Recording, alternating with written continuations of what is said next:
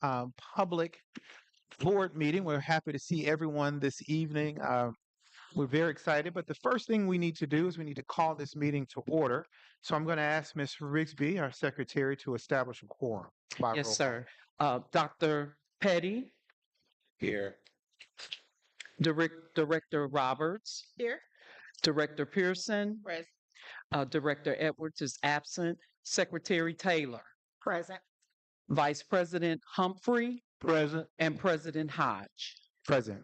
We do have a quorum, so would you please join me in the Pledge of Allegiance? I pledge allegiance to the flag of the United States of America, to the republic which stands one nation under God, with liberty and justice. Thank you all so much.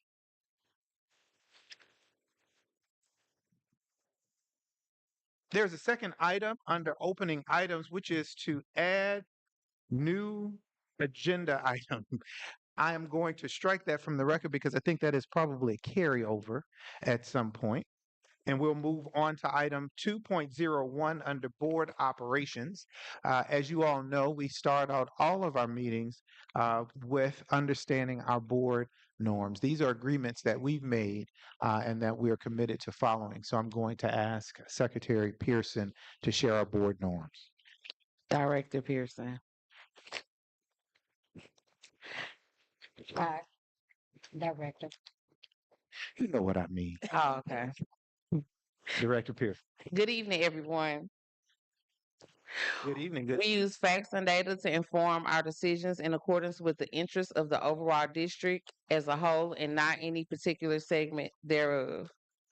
We would support the delegation of authority of the superintendent in the day-to-day district operations and act in accordance with the 6 governing documents. We support the board decisions. We come to the board meetings informed and prepared. We honor our elected roles by being in attendance. We will honor all voices by encouraging individual input and listening to others. Thank you so much, Director Pearson. We're moving on to item 3.01. You all have been supplied with tonight's agenda, so I will entertain a motion to accept the agenda as presented. So move. It's been moved and properly seconded. All those in favor, please say aye. Aye. All those opposed, say nay. The ayes have it. So the agenda has been approved. Moving on to item 4, which is an exciting night for public comments. We're going to have Chief Norm Campbell to introduce us to sort of our guidelines for public comments tonight. Good evening, Board President, members of the board, superintendent, and ladies and gentlemen. Tonight, we'd like to thank you for attending tonight's Normandy Schools Collaborative Board of Education meeting. Before we begin, we will review the importance of conducting a productive and orderly meeting. For those community members in attendance who have signed up for public comments, please come to the podium when the board president calls your name. Out of respect for everyone in attendance, yelling, foul language, props, visuals, addressing the audience are not permitted. Public speakers may not identify staff or student by name. In addition, audience members are not allowed to speak, yell, or cause any disruption during public comments. This ensures the Board of Education is able to listen and transition to the next speaker. The remainder of the meeting is designated for the board to work with the superintendent and staff to conduct the work as outlined in the agenda. Patrons who stay in attendance for the remainder of the meeting after public comments do so in an observatory role. Please note, those who disrupt the meeting in any capacity will be asked to leave and may lose the opportunity to attend future meetings. We'd like to thank you again for attending tonight's board meeting, and we will now proceed with the agenda. Thank you so much, Mr. Campbell. We have 3 presentations tonight. I'm going to announce the order so that you'll be prepared to speak this evening. First, we will have Ms. Rhonda Robinson, who will come forth. After her, we will have Ms. Crystal Avery Morris. And then we've got a special welcome from our state board member, Ms. Pamela Westbrooks Hodge, who's here tonight. We may give her a little bit more than 3 minutes when she comes forward, but we appreciate her presence here tonight. So, in that order.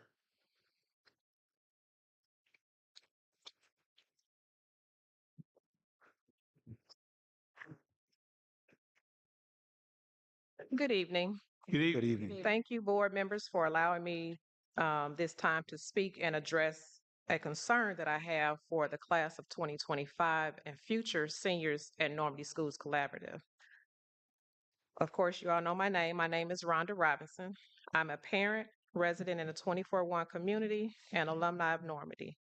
My son is a senior here in the district, go class of 2025. My last child to attend the Normandy School in the Normandy Schools Collaborative. And I must say that I will be extremely happy when he walks across the stage in 10 weeks, because this has been a trying time for him and his classmates. At this time, I would like to speak about my personal concerns regarding the environment in the Normandy district. My son started his senior year with 23.5 credit hours. Hours worked and earned from the district, and he's part of the dual enrollment program, attending classes at Harris Stowe State University. With the credits he started with his senior year, he did not have to attend school full time, where he has been bounced around from different classes just to have a full schedule. His time could have been spent going back to his elementary school, volunteering in some kind of way, or he could have been working day hours at his job instead of going in the evening, working late hours. And when I asked those in charge about him leaving early, no one seemed to provide a straight answer as to why he had to stay at school, which makes me think he is more of a number to the district rather than a student. My concern with this is that with him being bounced around from different classes, how does that affect his GPA? When applying for scholarships, because students probably will not give much effort if they know that the class is not required or needed to graduate. My son is an athlete who played on the varsity football team since his freshman year. His biggest accomplishment would be setting a single season passing record during his sophomore year with 1,882 yards in a season. And I do believe that's a Normandy Schools record. That may not mean much to the board or others, but raising a Black male in today's world, we need to recognize all accomplishments. The school did not recognize him with an award, plaque, or acknowledgement, but that's okay. His parents did. He's been playing football since the age of 5, and playing football was something that he looked forward to. 25 seconds. I know my time is running out. I did have more. One last thing that I wanted to address. I know the district has a no cell phone policy, and I do agree with the cell phones, that they can be a distraction for time for learning. But with this class, they had senior activities, but they wasn't allowed to take their cell phones, which those activities were outside of the district. They was at a open environment for them to do that. I just wanted to know, will they be allowed to take their phones on their senior picnic that is scheduled in April or May? Or will the district provide a photographer, or will the district rob them again from capturing senior moments? I Ms. do Ron- apologize. I know I'm over my time. That's okay. You are a customer. And so I'm going to take liberty because you started about 3 seconds late. I wanted to give you an opportunity to make a clear ask of this board in 5 seconds. Can you do that? I know you didn't get a chance to share everything, but what is there an ask for the superintendent or the board at this time? Well, at this time, I would just like for the class of 2025 to be able to have memories that they can take back. And one thing was stressed was about their cell phones on participating in outside activities that's outside of the schools. And I just want everybody to think back when you all were in high school, or the memories that you all capture, or even in college. Some of the, you know, for the most part, a lot of the students, they haven't had that opportunity. And that's not even to go to show that they didn't even recognize the athletes during the season, where they Okay. took photos, but where are the photos hanging in the Okay. district? So I Thank- had a couple other things, but I understand it. Thank you. And if you want to submit your remarks, we'll take a look at those too, right? Thank you so much. We appreciate it. Thank you. Thank you. Thank you. Thank you. Next, we have Miss Crystal Avery Morris.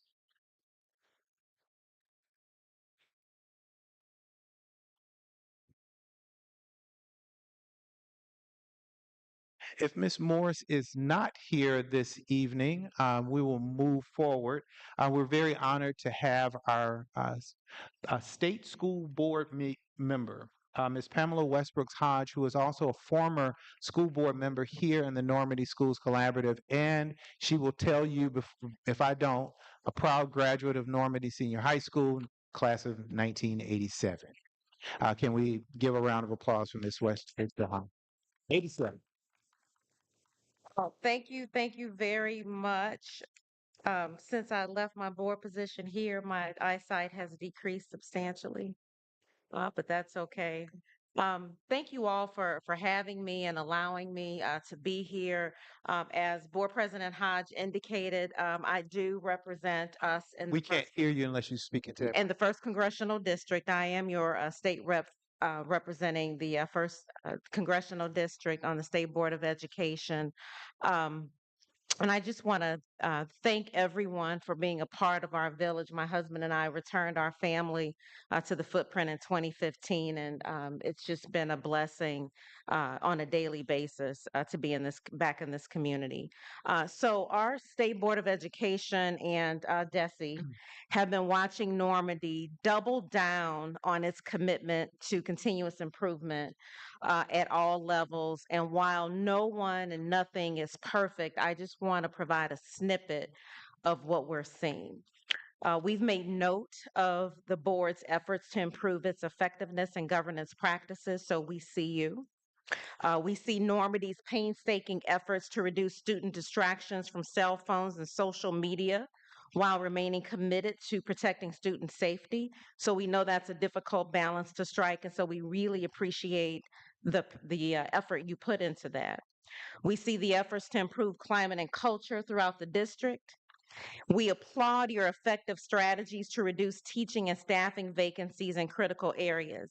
So that's a really positive note. And while no relationships are perfect, we applaud your partnerships with community development and professional development organizations like Beyond Housing, like Solution Tree, because we know it takes a village to advance academic growth while supporting the holistic well-being of our scholars and their families. And despite the many boulders you are all pushing uphill, Normandy educators and numerous others are being recognized for excellence by peers in our region. So congratulations to all of you. Our scholars are benefiting from your demonstrated commitment to excellence. Now, in the interest of transparency, I said a name in here, but since I heard the board rules that I couldn't say a name, I deleted the person's name who I wanted to give a shout out to. So in closing, and I want to stay within my time. The Missouri State Board of Education simply wants to say, we see you, we thank you, to stay the course, to stay encouraged, and remember, real change is evolutionary, not revolutionary, and you all can do this. So keep up the good work. I know it's not easy, but you're moving in the right direction, and we're seeing it. We see it, and we see you. So Thank you all I so want. much. Mhm. It's great to have an advocate in high places and in your own household. Um, we overlooked one person who submitted a comment card, and if Tavana Pfeiffer is here, we do want to give you an opportunity to speak at this time. Okay, all right. All right, well, if she is not here, we will move forward with our agenda. Thank you so much for your comments this evening. And we welcome all of those members of our community. If you wish to address this board, we would love to hear from you. This is our opportunity to exchange. And it should be noted that this is our first year returning back to public comments. I think we went probably 5 or 6 years without public comments. So this is a great opportunity to hear from you. So moving on to item 5.01, public recognitions. I think we've got a few this evening. Chris Trahan is going to lead us through those. Good evening, President Hodge, Superintendent, board members. This is really nice to follow up on Commissioner Westbrook's Hodges' comments because we have recognitions tonight, as we do with each board meeting. We want to take this opportunity to recognize Miss Juanita Johnson, who we'd like to invite her to come up front, please. She is a third grade teacher at Washington Elementary, and we want to recognize her as one of Emerson's 2024 Excellence in Teaching Award honorees.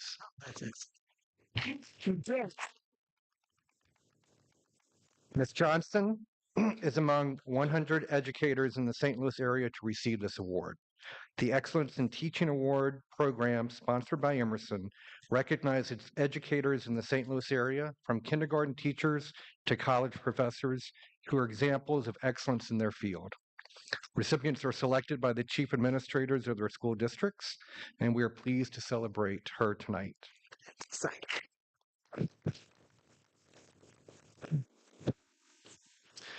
Next recognition is for Dr. Michael Triplett, Superintendent of Normandy Schools Collaborative.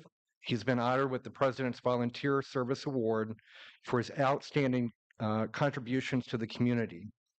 Established in 2003, this award recognizes individuals who make a positive impact and inspire others to serve. Managed by AmeriCorps and the Points of Light Foundation, it allows organizations to celebrate exceptional volunteers nationwide. Dr. Triplett was nominated by Mr. Alandon Pitts, who's the founder and CEO of Mentors in Motion, for his unwavering dedication to empowering young scholars. Beyond his career in education, Dr. Triplett has contributed over 4,000 volunteer hours since 2017. And this exemplifies his deep commitment to service and lifelong learning.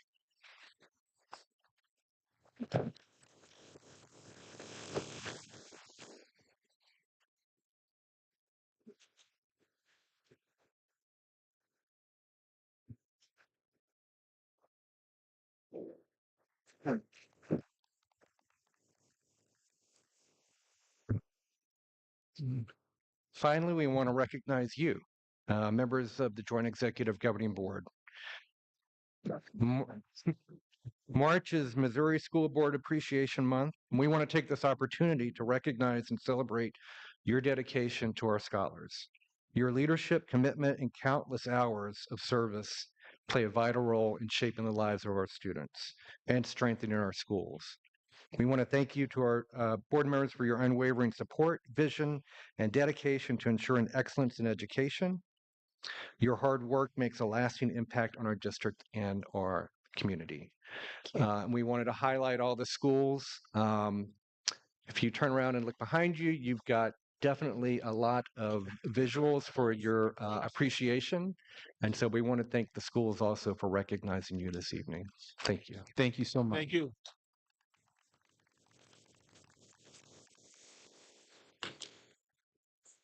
Okay. I think Miss Cecilia Rigsby has something special for us tonight.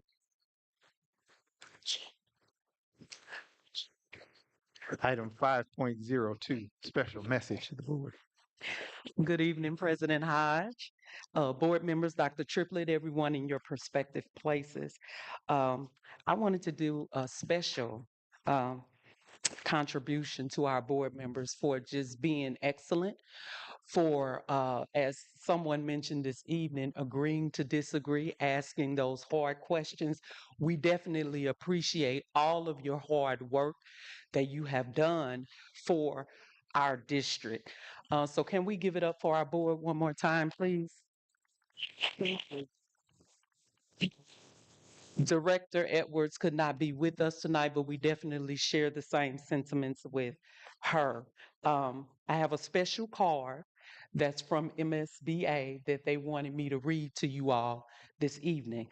And it says, "Dear Normandy Board of Education, we regret we could not be with you this evening due to other commitments. We value our relationship and wish you continued growth in your leadership.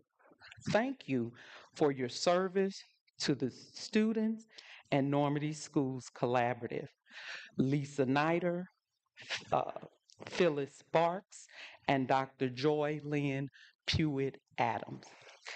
So as I call your name, I am asking that you come over and get a certificate from MSBA, and then we'll have Dr. Triplett come over and take a picture with you all. So with that being said, first we're going to call our president, President Hodge, if you'll come over and receive your certificate.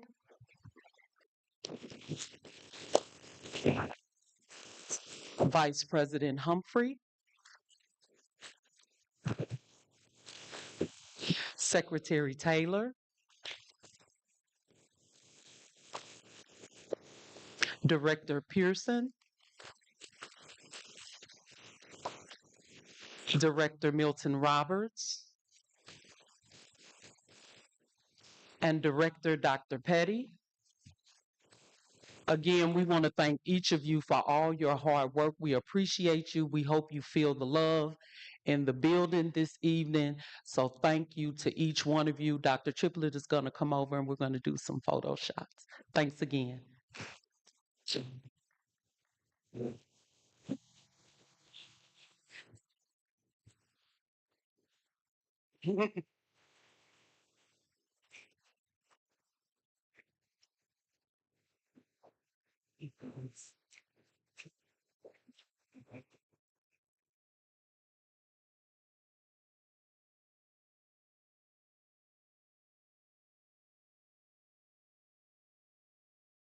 Thanks again, board members.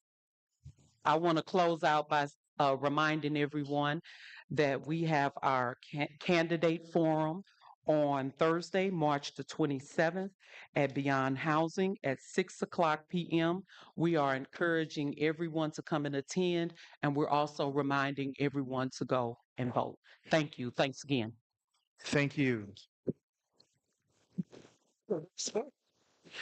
I want to also recognize that this board service is tough, and managing a transition back to a fully elected board is even tougher.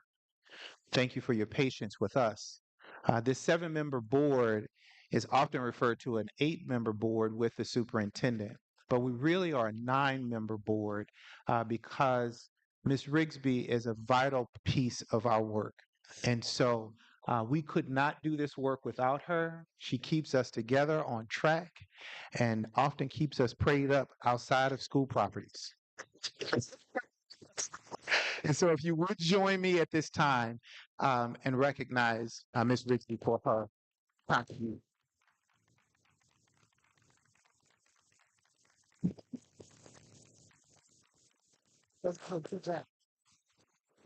Thank you so much.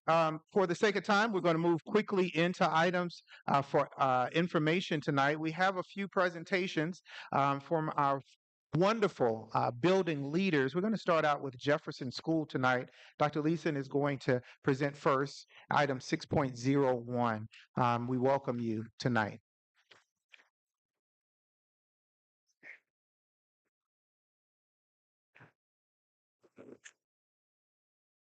Good evening, Governing Board President Hodge and Governing Board members Humphrey, Taylor, Edwards, Roberts, Pearson, Petty, and Superintendent Dr. Michael Triplett. I want to wish you well this evening on the board recognition evening. And if you saw me removing flowers from the desk up there earlier, it's because I accidentally placed the attendance clerk's flowers out there too. And I would like to get back into the building tomorrow morning. So I've got them over here. So thank you for the opportunity to give you an update on Jefferson Elementary School this evening. Tonight's update is aligned to strategic priorities 1 through 4, engaging environments, college ready, teaching and learning, top talent, and impactful partnerships. As you'll see here, this is our student attendance data, 90-90 from last year and this year. We made a significant improvement this year. We've taken a hit recently in January and February due to excessive illness in the buildings. So that we've been working on in terms of communicating with parents. But we've improved our attendance through regular updates through Dojo, School Messenger, phone calls to families, our positive school and climate, Our incentives and recognition through our attendance awards and certification celebrations, our improved instructional engagement with students, implementing much more hands-on and engaging lessons, which brings an excitement to school, and our early support for our at-risk students, as well as better collaboration with our families and our consistency throughout the day in our buildings. So we're really happy about the attendance improvement right now from August to March. As of today, we're at 89%, 90% attendance. Our disciplinary infractions from last year to this year have improved significantly. If you saw the last 4 years' data, you would say absolutely significantly. So this improvement has been through clear expectations in our building, and that began last year early on, but it became much more consistent. You can see the improvement started in March last year, and this year we've made a consistent improvement in terms of disciplinary infractions. And only do I do a suspension if it's something that is a safety issue or something that is a concern that we need our parents in. We also put in place with strong support from our family engagement liaison and from our counselor, our part-time counselor and our social worker, and our branch top solutions counselor, as well as our Annie Malone services through social emotional learning. We've been very proactive about that. This is our iReady data, focusing only on our mid or above grade level, or our mid or our early on in grade level from last year and this year. So last year, you can see in the beginning of the year for reading, we were at our mid or above grade level, 0% across the board there for our beginning of the year. At middle of the year, last year, we were at 7%. Students had moved into that range, and this year at 12%. Last year, on the early on grade level, we were at 3% starting, and at the middle of the year, we were at 4% for reading. And at the middle of the year for early on grade level, our middle of the year, we were at 7% last year and 14% this year. Our goal is to get everybody proficient, so we are making improvement in those areas. Math, as you can see, we're at 0% for both last year at the beginning of the year on the initial test for mid or above. In our middle of the year, last year we were 2%, and this year we're at 4%. In the middle of the year last year, we had 9% at early on grade level and 0% this year started at the first test. And students tested at middle of the year last year at 6%, and this year we've improved to 8%. Some of those things are because of our consistency on iReady instructional data, using our data to group our students and to be able to provide them with intentional and focused learning, and to ensure that students are completing their iReady lessons. I think that was it. Great. Thank you for that presentation. Are there questions for Dr. Nisi? Ms. Pearson. Hi. Good evening, Dr. Leeson. Good evening. Thank you for being present. And Yes. thank you for your presence. For the iReady data, the beginning of the year for this year was at 0. Was that a misprint, or No, it just was no information available? it was the same as last year when the students took the test last year. This is school-wide. Last year and this year, no one was in the above grade level, mid or on grade level or above grade level status. Yeah. Thank you. Dr. Petty? I don't have any questions, Dr. Leeson, but I do have a comment. The type of success that you're experiencing at your school, it has a lot to do with the time commitment. And I notice, and I want you to know that this board notices the amount of time that you put in. Oftentimes, we drive by the school early in the morning, you're there. We drive by the school late on into the evening, and you're there. And I think that this time commitment represents a significant contribution to the success that you're achieving at your school. And congratulations to you and your team. Well, thank you.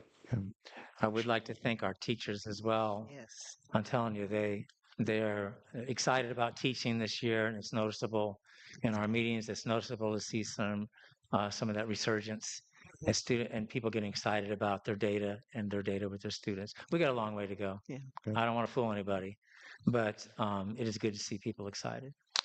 Thank you. Cheryl Milton Roberts. Well, I'm going to piggyback on that and say thank you. And yes, we see you and we notice. I guess the question that I'm going to ask you is now that we're getting close, believe it or not, to summer, what is it, if anything, that you need need from the board in the way of partnerships or whatever to make sure that we don't have that summer lapse that happens with kids over the summer? What do we need to do to support these kids so that we can continue the good work that you've been doing? Let me think on that. I know one thing that's really helped us. I work with Dwayne West and all the principals. We communicate well together, and he had the IXL program he was using last year, and I talked about that. So we got that on board finally. That is something the parents will be able to use this summer, Wonderful. and they don't have to have a laptop. They can use their cell phone. Okay. So teachers are starting to put that into place for like spring break or even on the winter. Anytime we had a winter snow day, we use that along with the AMI package, so they're able to access those.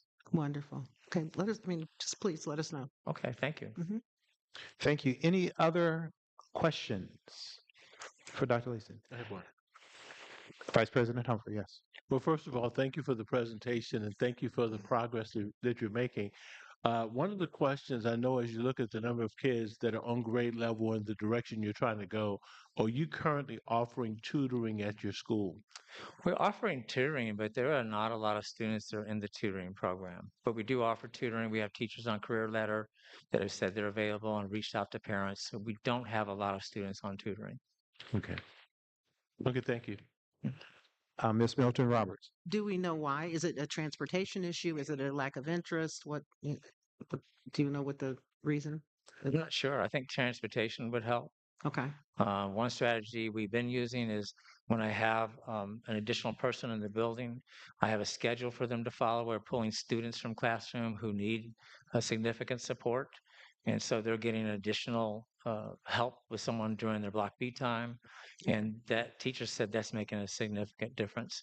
So students having that additional contact during the day and instructional time with someone else. I like the fact that you're being creative, and so as you're reflecting on the summer, reflect on the tutoring as well. And if there are things that you need to bring to Dr. Triplett and to the board, that would be, we'd love to hear them. Thank you. One question, you've kind of answered this already, but I'm going to ask you more directly. Of the progress that you've seen, is there one particular practice, one intervention that that you see as having, more potential than others? A single thing that you really are proud of that's happening at the school? I think the people that are using small group instruction have seen the most growth. Also, students that are clearly aware of their current data and what their goals are in setting goals and the incentives placed forth by those teachers that are very consistent about that.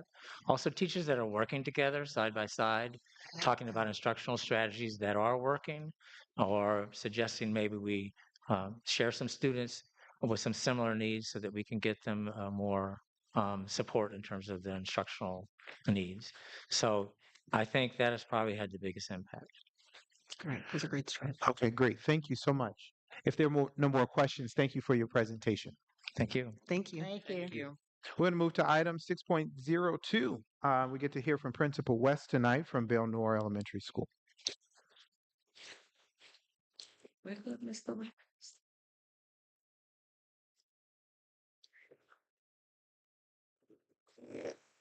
Good evening, President Hodge and members of the board, Superintendent Triplett, cabinet members, and all our community stakeholders.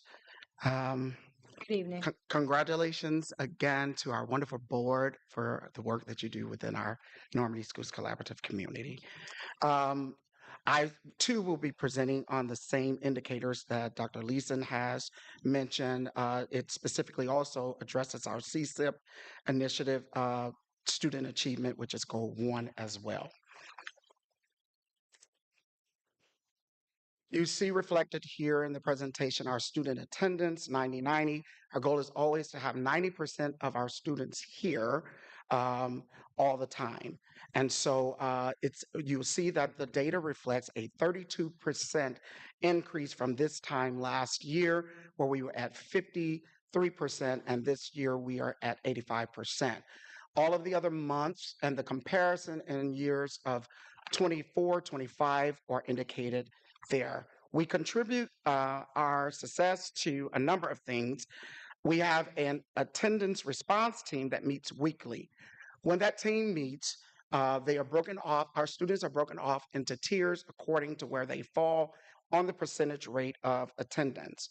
We then set perimeters in place where we are creating mentor step programs to address that. We have PBIS quarterly assemblies, monthly attendance incentives. We also create opportunities for meaningful involvement skills that will have our children come to school each day. In the name of Skills Camp, Girl Scouts, robotics, Girls on the Road, mentor programs, and so forth. We also educate and increase our parent involvement about risk factors of students not being in the seat and being instructed by their teachers as well. We conduct home visits, which are very important as well, as we want to build that partnership and make certain that we're providing every opportunity, every optimal opportunity for our students to be here, because we know if they're not here in the seat, then they're not learning. This reflects our disciplinary infractions for the years of 24-25. You'll see that there is also a decrease in our infractions. We had 11 infractions during this time. Last year, we're down to 2. We contributed that mainly to a focus on time on task in the classrooms to reduce transition times. And so we also looked at proactive interventions that we put in place, peer mediation. We have conflict resolution. We have student emotional learning supports that are in the building. And also we have implemented multi-tiered support systems for our teachers, our students as well, which are conducted by our counselors and our social workers and our teachers that makes up that team. We have parental meetings and involvement, which this has really affected this as well. Rather than going to the first strategy of suspending students, what we like to do is bring our parents to the table and lift some of those concerns that we're having around the disciplining regarding their child, in the hopes that we can partner home and school connection to address some of those things that we have. Here reflected is our student achievement. You see that is displayed on the screen there. There is a decrease by 9%, 9% in our data here. Each year is represented. You'll see that early on grade level has increased by 6%. You'll see so forth and so on for early grade level, beginning of the year and middle of the year comparison. There's been an increase across the board in reading and math, we're glad to report. And this mainly is because our focus on priority standards being one of the things that we do. We track this daily, and we have one-on-one data meetings with our teachers where we focus on instruction, we focus on attendance, and we focus on discipline as well. And conversations are lifted and data is discussed around those numbers with teachers. And always we're looking at a way that we can increase that. For ELA for 24-25, for the middle of the year, you'll see on grade level, we have from 10% to 19%. And our focus is on small group instructions. Additional 30 minutes have been added into instruction as well.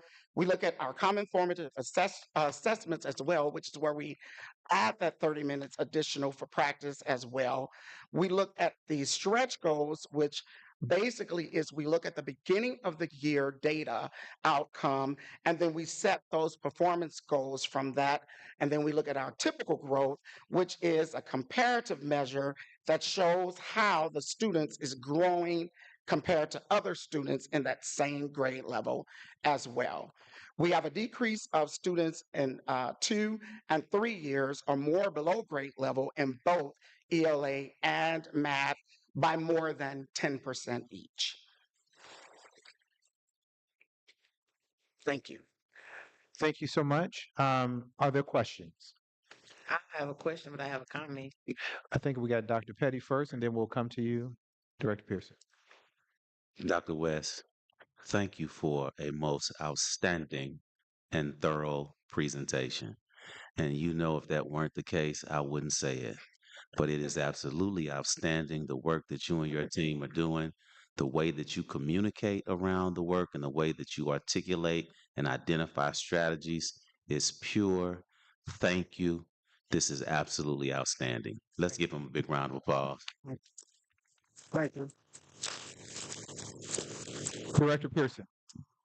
Oh, I just want to say thank you. I had a few questions. They were answered in those slides. I'm glad to see that you have incorporated parent involvement.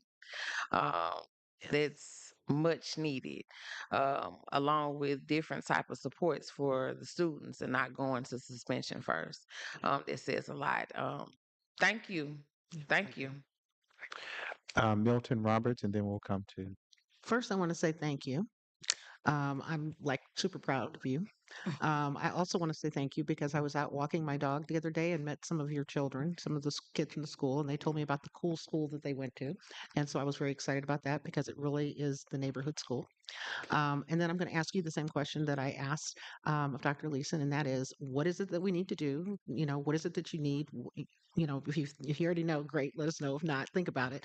But what is it that we can do during the summer? Because I know all across the nation, everybody has that lag that happens in the summer.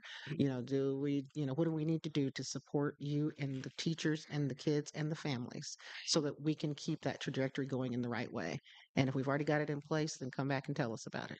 Absolutely. And I'll give some additional thought Okay. around that as Please. Director Taylor. I would just like to say I appreciate that presentation. I say kudos to what Director Petty said.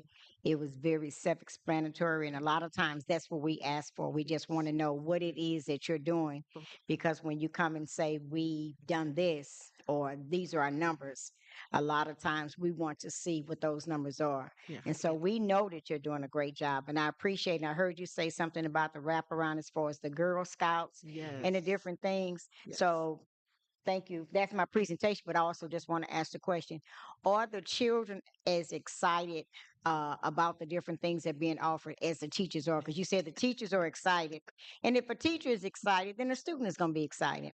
And so, do you think that's what motivates the children I a lot of time? Yes, Mhm. absolutely. They are Mhm. as motivated as our teachers. Yes. That's great. All right. That's great. Thank you. Mr. Humphrey. Well, first of all, thank you for the presentation. A couple of observations. One, well, first of all, I want to ask a question. Just as I asked Dr. Leeson, do you offer tutoring at your Yes. school? Yes, sir, we do. And what is your level of participation of students in that program? Grades first through fifth. Grades first, and approximately how many children do you have engaged in tutoring? We have at minimum 10 students per grade level, Okay, 10 per per grade. teacher. We have Okay. 2 teachers from each grade level, 10 students per teacher. Okay. The other thing you mentioned I thought was laudable is the fact that you had a 10% reduction in the number of kids that are below basic in all grade levels. Mhm. To what do you attribute that success? Absolutely. I attribute that success to first, I'm going to quote something that Dr. Triple always say, consistency is the mark of a true champion.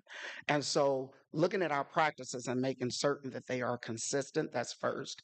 And then the additional support that we provide around our instructional, that 30 and small and the intentional focus that we put on our small group instruction and making certain that teachers are really looking at that data and really grouping those students correctly so that they can get in those small group instructions what he or she needs to make that progress. That's one.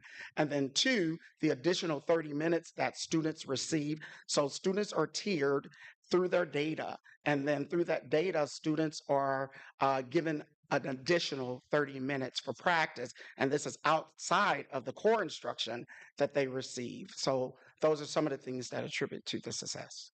Thank you very much. And I guess my final comment would simply be, I know that the board members have asked the question about what support is needed, but I think between now and the time we're going to have a budget workshop that's going to be coming up at some point in the future, and I would ask that all administrators communicate that information to Dr. Triplett because we're trying to look at budget alignment. How can we make sure we put the money in the right places to support the kind of progress Yes. that you've just described? So I thank you again for the presentation. I thank Dr. Lisa for his presentation, and I appreciate the work that's going on.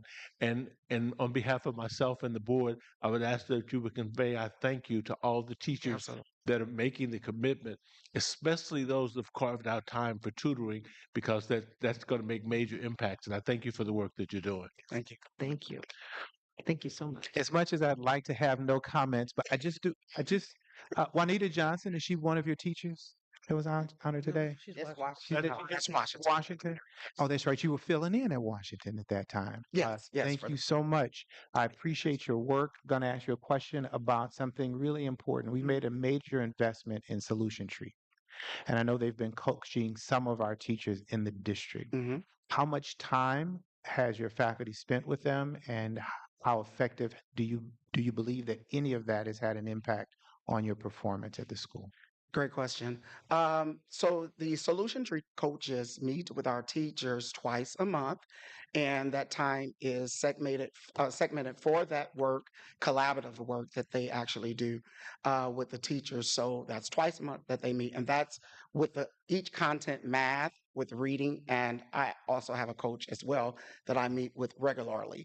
So basically, what I do is we sit down, we talk about the initiatives, the mission that we want to drive out at the school, and then that is framework with the coaches. So they receive that information from me and that direction from me, and then we outsource from there and work from that plan. So I would say the effectiveness of it is good because it's being monitored and it's intentional. It really is framework through intentionality. And so with me providing them with a vision of where I want to go with the school as it relates to our progress, I would say that is working well with me being at the forefront of explaining to them what our needs are at Belnor Elementary. That's great. So they're a good partner in the work. They are a good partner in the work at, Thank you so at Belnor. much. Yes. If there are no more questions or comments, I want to thank you for your time. Thank you so much, sir. Thank you. Moving on to item 6.03, we're going to hear from Jossie Haynes from KEI.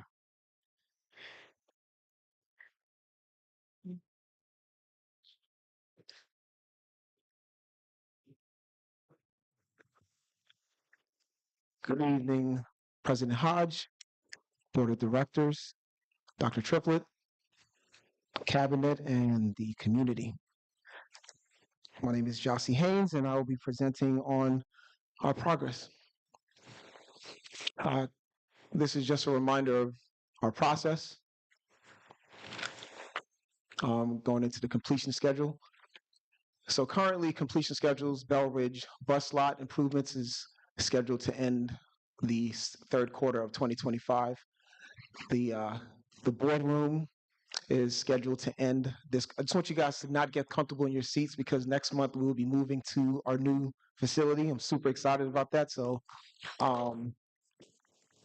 it's actually completing on schedule. And I would like to attribute some of the direction that Dr. Triplett gave us in the beginning and everything, all the efforts that we had in making a culture of keeping the progress moving forward and also keeping the change orders or change amendments to a very, very zero minimum.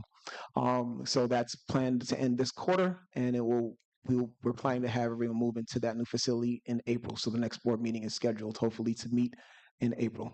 Additional facility support end of fourth quarter. So we're working on the Viking Hall interior cosmetic upgrades that is currently under design. The design scope is being under review. Track concession stand updates, that's going to also be a part of that particular schedule. And then the press box is also part of that. Facilities master plan will be all planned out through this year, and we're looking to get those things moving forward. Here's some pictures of the progress. It's much further along than this was taken as my admin got this out super early. The CSE, this is the small kitchenette area that we'll be able to have breakout sessions for the board. Here's some pictures of the restrooms. The terrazzo being cleaned in the foyer area, hallway, and just some other pictures of the piping and the ceilings is now covered up. And just a reminder of the floor plan, the layout of the facility, along with the the current. So work right now is continuing in progress. We're about, at the time we were 85% complete. This week we're looking at doing our punch walk on Thursday.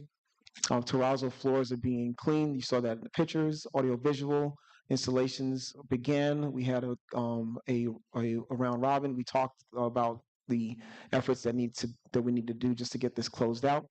The DOAS, which is the air conditioning unit, was scheduled and arrived on time, and it's in place. This is just a image of what it's going to look like when it's done.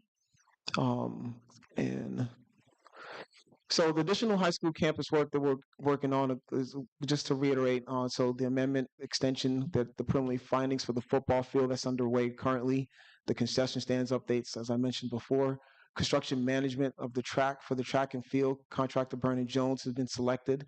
We're updating the press box and the AC, et cetera, along with the concession stands, restrooms, ADA compliance, and also refreshing the concession stand and storage area. Preliminary findings, for the Viking Hall, like I said, that design contract is being reviewed by the school and should be underway here shortly. This is just the projections of how the funds should roll out throughout the year, on the different the contracts that we have, just so to provide some clarity and understanding. As updates are made, we'll make updates to this particular spreadsheet. Here's a visual of the actual field that will be in place. Vernon Jones has started their efforts. We're having a kickoff meeting coming up in the next few weeks, getting that scheduled. Here's just a reminder of the allocated funds from the ESSER funds along with the Prop B funds. Here's our change management log, just looking at the costs that we currently have, still tracking less than the original cost that we were looking at before. MBE goals that we track on the project. The Prop B savings log, currently we are right at $2 million of savings total for the project. Thank you. Are there any questions? Thank you so much, Jassy. Any questions? Cheryl Milton Roberts. First off, thank you. I always like your presentations because I can actually understand them. So I appreciate that. I have two questions. I'm not as familiar with Viking Hall as everyone else, but I know that it's an older facility. Is it already ADA compliant, or is that something that we need to look at, or has it been looked at, or? So there's an ADA ramp, like a ramp that goes down to the space. Okay. It is working. We confirmed that. Okay. The only thing that we have to work on as far as ADA compliance are the restrooms. There's one restroom, I believe the women's restroom, if I'm not mistaken, it does not have the correct ADA facility. So that will be part of the process of the renovation, which wasn't originally the plan. Right. But after doing a deeper dive of what is needed, Yeah. we saw that was, and we were directed to keep that inside of the Good. scope. Good. I just want to keep track of that because I know that you were sharing that you had big tournaments and stuff there, so you want to do that. And then my next question really has to do with the buildings and grounds. We had talked about the fact that there was going to be a scope of work developed, and so I was wondering if there was a timeline as to when that was going to happen. Yeah, the timeline right now, we're focused on the boardroom. Once we get that Yeah. underway, the next step is to move into for the facilities master plan discussions, where we will sit down, schedule a meeting, and actually go through what the first steps of that. I see that as a phased process. So I'm hoping to start that sometime in the end of second quarter. Okay. Beginning of third. Okay. No, that's what I wanted to know. Thank you. Great. Other questions? Yes, Director Pearson. Good evening, Jocelyn. How you doing? Thank you for your presentation per usual. Yes, I do have some questions. The first question is, you stated that the interior of Viking Hall, will that address some of the locker rooms that are there also? That's not part of the scope. We're really focused on just the cosmetic. The only reason why the restrooms are even going to be in place is because, like the lower level, the restrooms that they use for the where the referees change their clothes, all those toilets are not in. Mhm. So we identified that as a space that, per the architectural need for the space, well, not architectural, per the facilities need for amount of restrooms for that space. We've probably been grandfathered and been fine over the years, but those restrooms need to be brought back up to code Okay. in order for those spaces. So we're focused on that, the strip around the basketball court, and the seating, along with the missing something. The concession stand and the- those stuff. Yeah, Okay. this transition strip. Okay. My next question is Concession stand. That's right. okay. My next question is, will the football field be available for the upcoming football season or school year? That is the schedule. Okay. That's the plan. But weather and all that other stuff, you know how St. Louis like to play tricks on us. Yeah. I hope it don't snow tomorrow. Will your company offer scholarships and the programs like you did last year to the students? Are we definitely open to that and looking at students who are eligible for that? Yeah, absolutely. Okay. And then my last question is, are you staying on board with us for the remainder of this project? Well, I have not been fired yet, so I plan on continue on. I want to say that part of our mission at KAI is to transform communities, and I truly just want to give you guys kudos because I appreciate this board, because you guys are truly a pillar of this community, and the work that we're doing with you all, we feel like we're partners. So Jossie Haynes in particular, I'm not planning on going anywhere. Yes, I've seen you at other community events when you didn't have to say a word. So I appreciate your presence. Absolutely, I'm committed. That's all. Other questions? Okay. Mr. Humphrey. Thank you, Jossie, for the presentation. I do have a couple of clarifying questions. Yes, sir. In the earlier presentation, you gave us a listing of the various projects that were going to be covered by that 6.5 million. In particular, there's a line there that talks about what's budgeted for KAI. Mhm. And so I just want you to clarify a little exactly what's the scope of the work that's covered, because I know we extended the contract. And so that extension of the contract covers which of these projects? All of the projects. All including the facilities plan? Correct. No, not including the facilities plan. That's a separate and distinct scope of work that's going to need specific professionals to be working on that project. So when we are ready for that scope, we will update that section of the allocated funds. Well, let me clarify. Specifically, the 600,000, it allows you to provide management oversight for the development of the facilities plan. So that money is there, or is there additional money that will need to be paid? There'll be additional money that will need to be paid for that. Okay. Well, that leads into my next question, because the facility plan is very critical to the future of the district in terms of how we manage our facilities.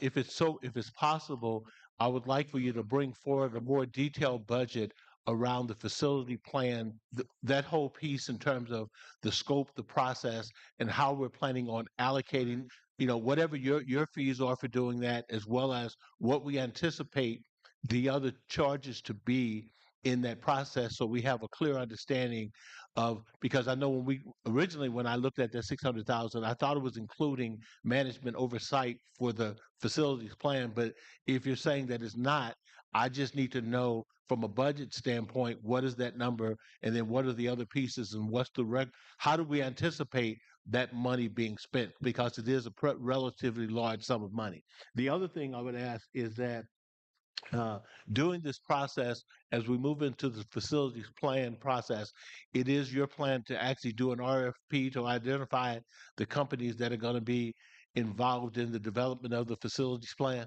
So to answer your question, thank you for your question, because I think clarity is important. So part of that process will be first a conversation of what we're actually attacking, what are the priorities set by the school.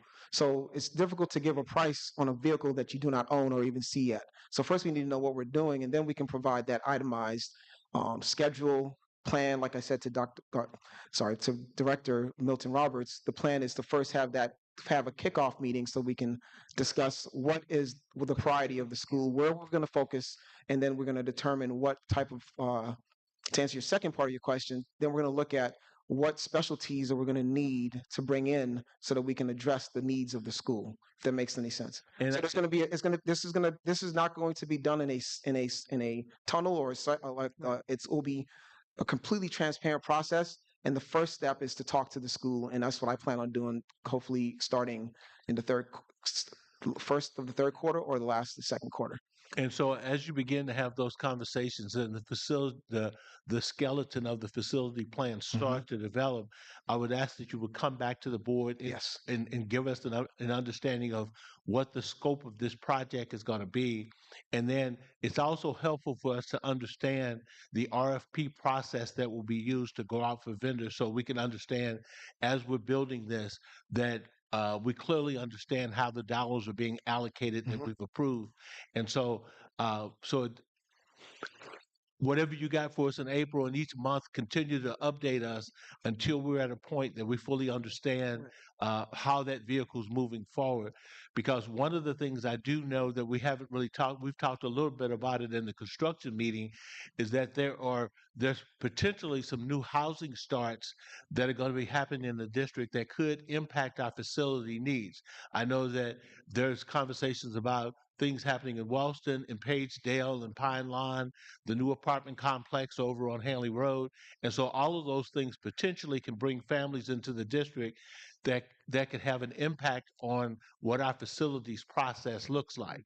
And so I'll just stop right there and just look forward to you continuing to update the board on this very important topic. Thank you. You know, I want to just make a comment to that. So that's critical, is understanding, for example, when you're looking at a facility such as this, we have multiple buildings and multiple issues of deferred maintenance where, like we saw in the high school where we had pipe that was full of, stuff that shouldn't have been in there. And it was difficult to know that until we started to dig into it.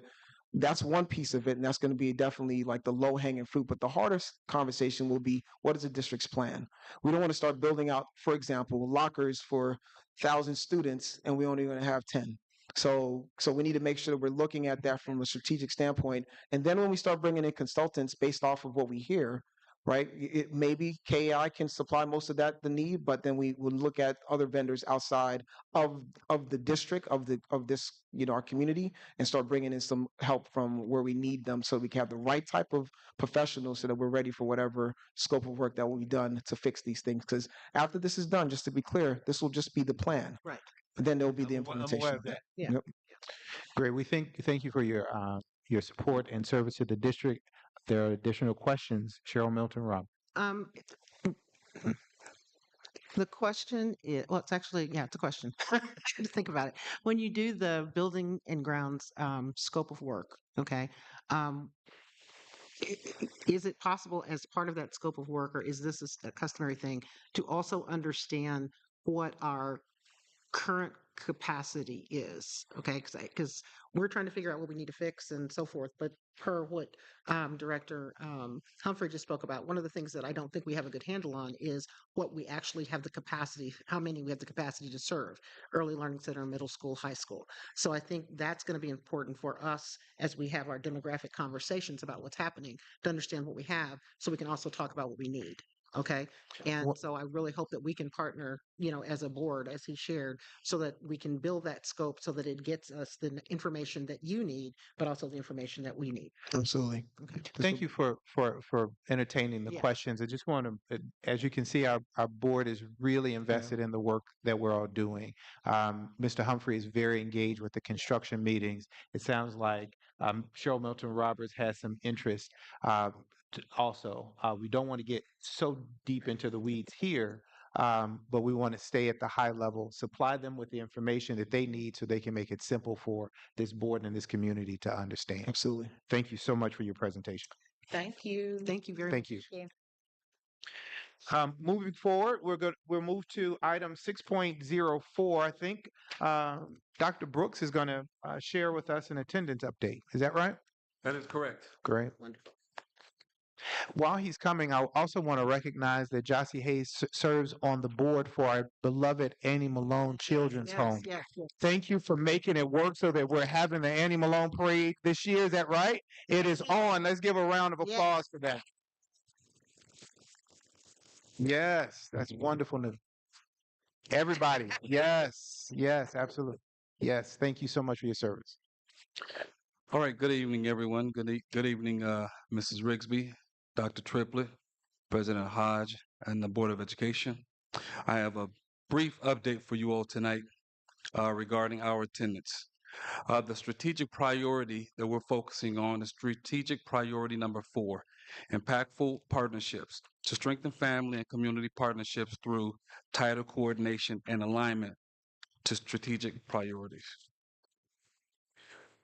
And looking at our 90-90, which is where we want 90% of our students in the class 90% of the time, you see our district-wide attendance. Although the district has decreased the last couple of months, our overall rate hasn't dropped significantly. The attendance decreases are common in most schools, as mentioned earlier, for 2 primary reasons. 1, sickness, and 2, weather. The biggest takeaway from this data is that our attendance is trending in the right direction when you look at last year. We are now 19% higher this year than we were last year at the very same time. Some of the adjustments made that have contributed to this increase are improved coding of attendance infractions, scrubbing data as a means of identifying miscoded information. Also, every school has an attendance team, and we have different individuals, fellows, teachers, administrators that are part of them.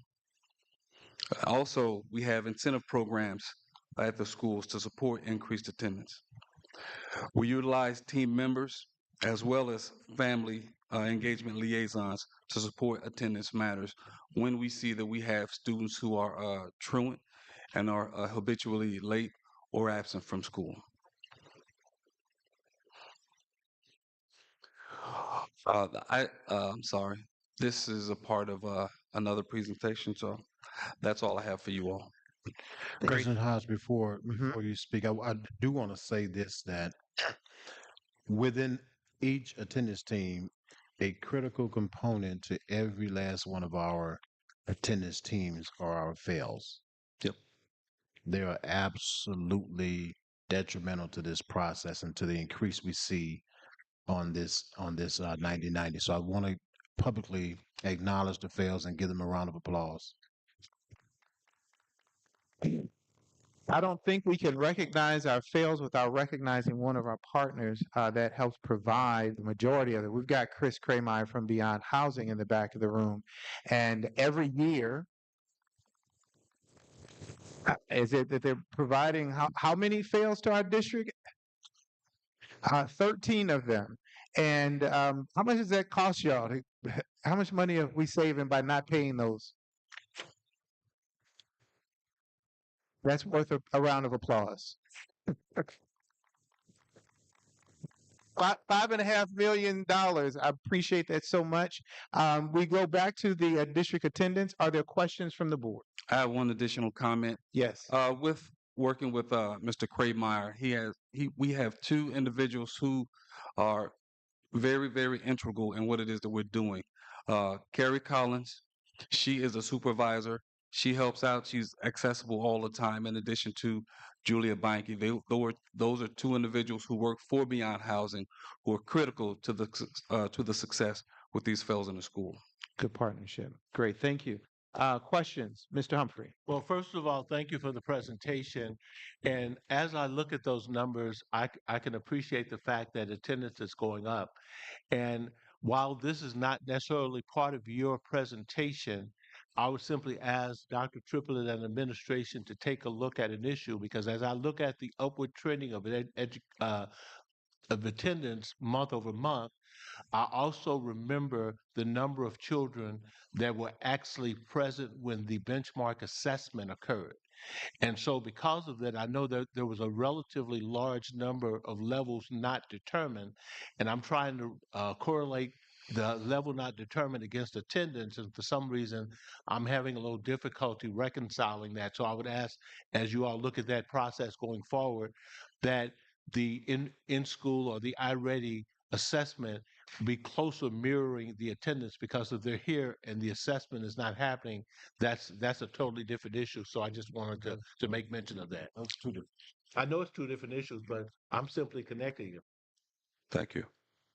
Other questions? Comments?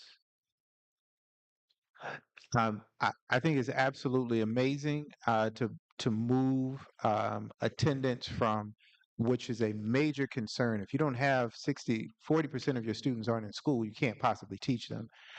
Moving up to 80% of our students, 90% of our students being there 90% of the time, and we approaching that goal here is amazing to me. Thank you so much to all of the folks who are making this happen. Let's give them one more round of applause.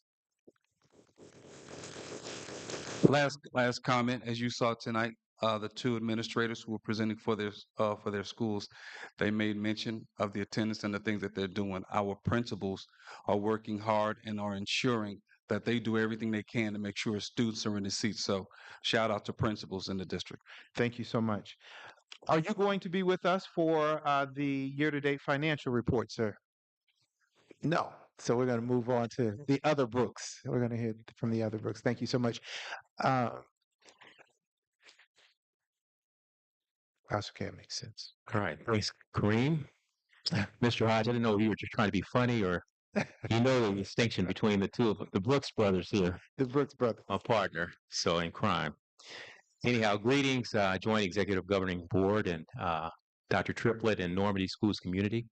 Great to see you all again. Want to commend you, the board, for the great work that you do and during this special time and this special celebratory time to lift you up for your accomplishments. So thank you very much. Kind of briefly update you on the financial position of the district. We continue to have a solid standing as we continue to move forward and progress through the balance of the fiscal year, the school year. Our revenues continue to trend well. We have continued growth. Our revenues are now at $38.9 million year to date that we've collected this fiscal year. We have large chunks of funding that's coming in. Again, we had mentioned in January and December that we receive a large portion of our tax assessment revenues that come in. And so we have been really strong. We've had a couple of strong months with regard to December and January that's really boosted our financial position. We have an overall fund reserve balance of 46.47% as a result. That is about 30.03%, or actually 30.62% of that is in our what we call our operating funds, our operating and teachers funds, which is a very strong position. As we've mentioned before, that's like 10 times over what the state recommends as a minimum balance of 3%. And so we continue to move forward in a positive manner financially. Next month, our February month is going to also be strong, and we want you to know that we have received $6.4 million in protested taxes that have come in actually on Valentine's Day last month. So the February report will be strong as well. This is in a synopsis, basically what we've already talked about. We had an ending fund reserve or savings balance that was audited as of June 30th of last year of $26.8 million. We've added revenues year to date at about almost $39 million. We've had associated expenditures that have come in on salaries, benefits, purchase services, and supplies and equipment of about $34.4 million, resulting in an ending fund reserve and financial position of $31.4 million banked in our reserve. And that's pretty solid when you compare that with our budget year to date. Again, we've mentioned that our operating fund reserve as a percentage of our budget is at 30.62%, while our overall fund reserve or fund balance in all funds is at 46.47%. So that's a very strong position. I wanted to update you on some of the things that the district is doing financially. We've got a lot of important initiatives that are going on as we continue to move forward through the year. We continue to work through the budgeting process. So we are working with building administrators, Dr. Triplett, and others to work through this important process. you've agreed to our budget workshop. This will be the second in our series of budget workshops that's slated for May the 8th. And so look forward to that time with you all. And we have some very important things as we prepare the budget. You all are very aware of the fact that really all the public education, we've got about 90% of our children that are in the public school system around the country. And, there's pressure to actually, as crazy as it sounds, shut down, the Department of Education at the federal level and push funding and all of that responsibility to the state level, which could be a challenge, because we receive a large portion or chunk of our funding on the federal side. And so we trust that all of that will work out and shake out just fine. But that is one of the things that will be discussed as we look, as we have our workshop together. Of course, by then we'll have a little bit more information and we'll know where we're at. So we're looking at that. Other things, important things that the business sector of the district are, entertaining and working with. We continue to work with Highland Fleet on the receipt of our buses. So we've got 15 electric buses that are being manufactured for us, and they're in transit. We're on target.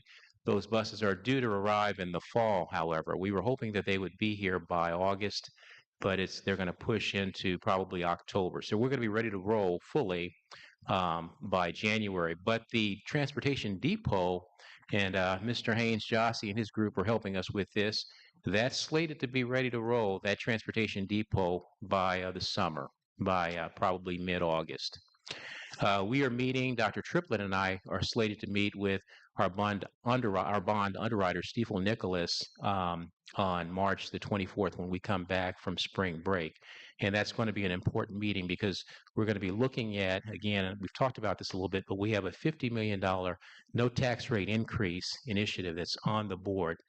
Because of the district's growth, we've grown, our assessed valuation in the district has grown to about $442 million.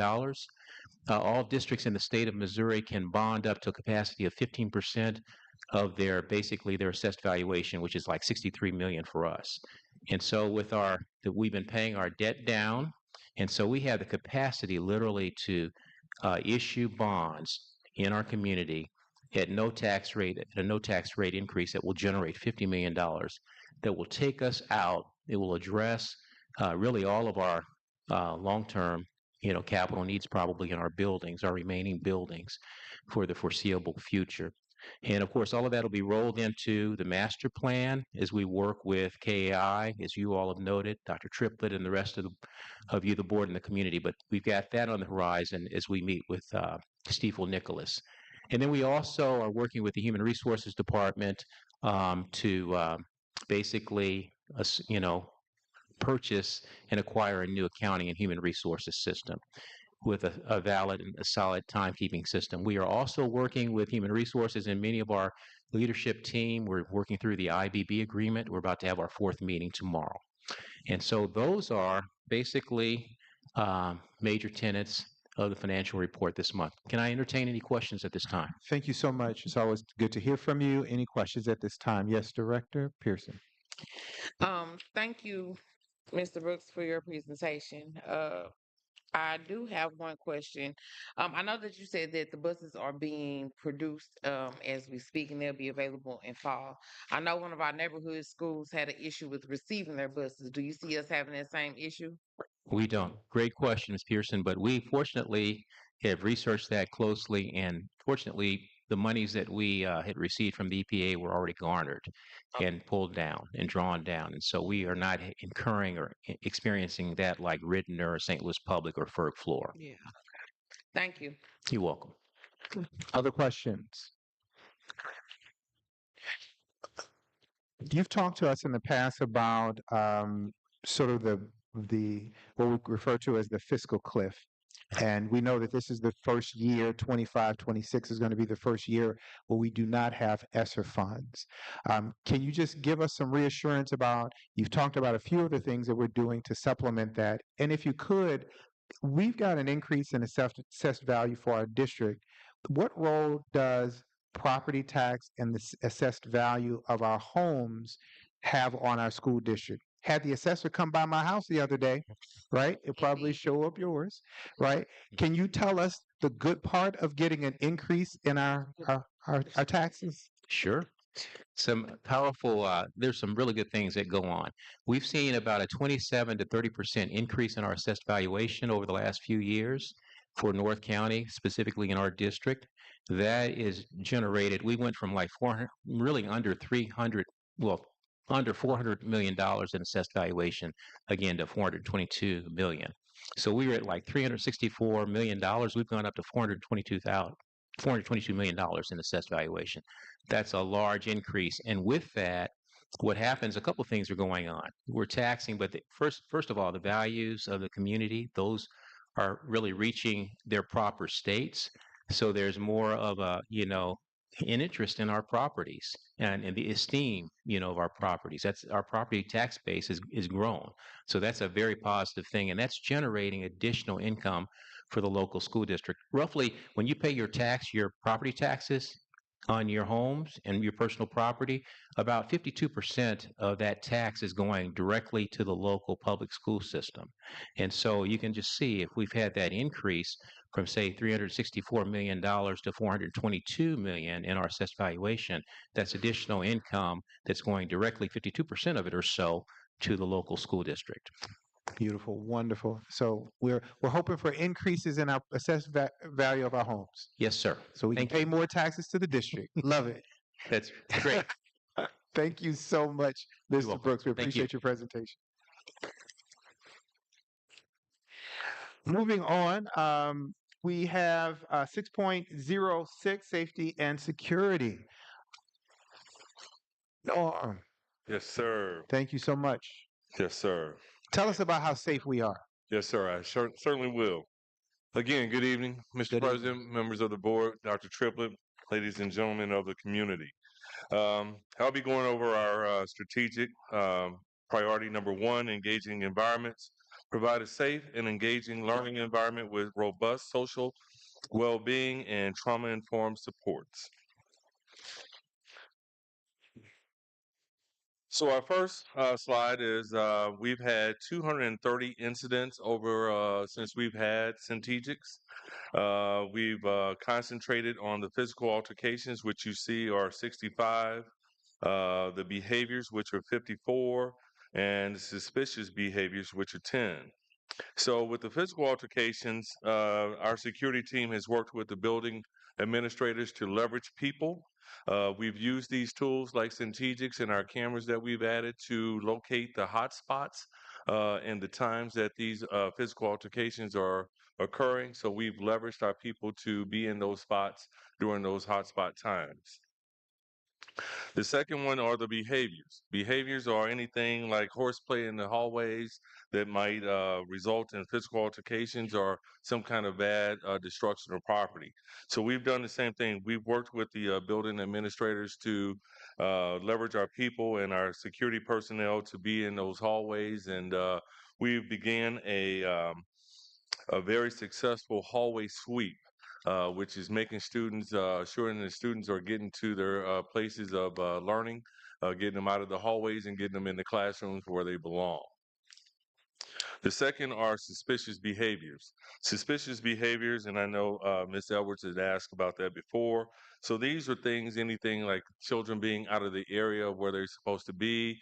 Again, they're wearing hoodies and face masks, things that would cause our administration, our teachers to be alarmed or be a little bit suspicious of the behavior.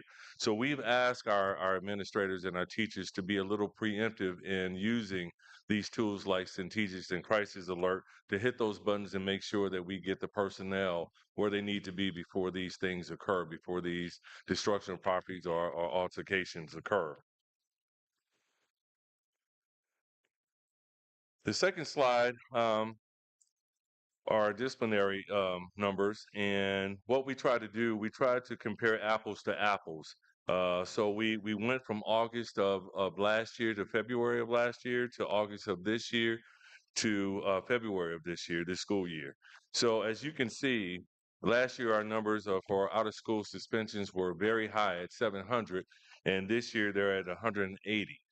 That's a 74% decrease. Yes. And I need to say that again. That's a 74% decrease in out of school suspension.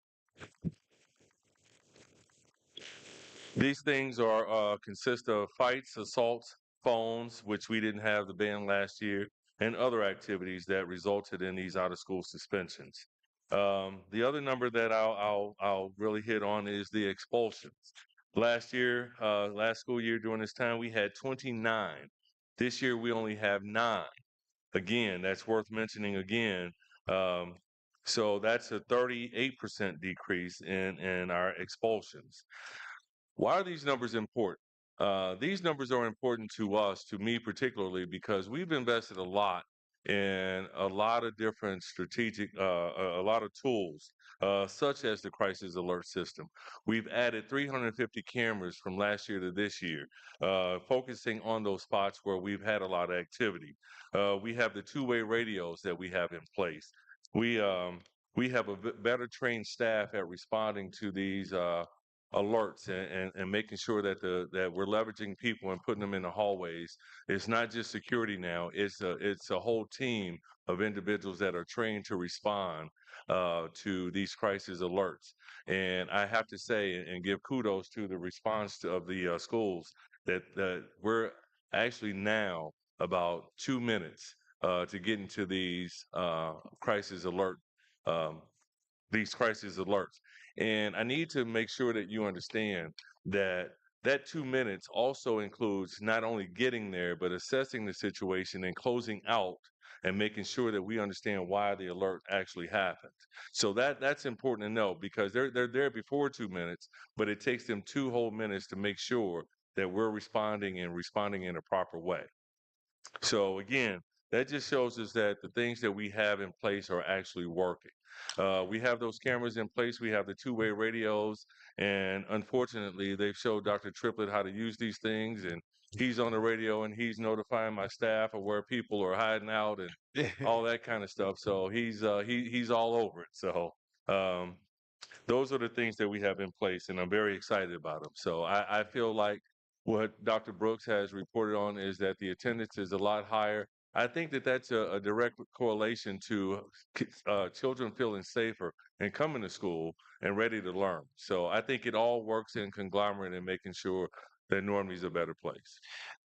Safety has always been a priority of our strategic plan, and so that's why we are happy to hear from you every month on Yes, this, and these numbers are really encouraging. So thank you so Absolutely. much.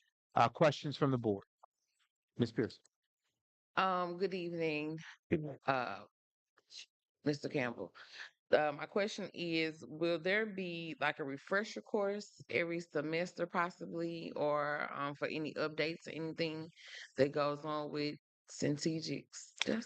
So we drill constantly Oh, and making sure that our responders are responding, the right responders are responding, and they're responding in a proper way. So not only do we drill, but every time that that button is pushed, we monitor to make sure that these people are responding properly and dealing with the situation. So every day it's a drill somewhere.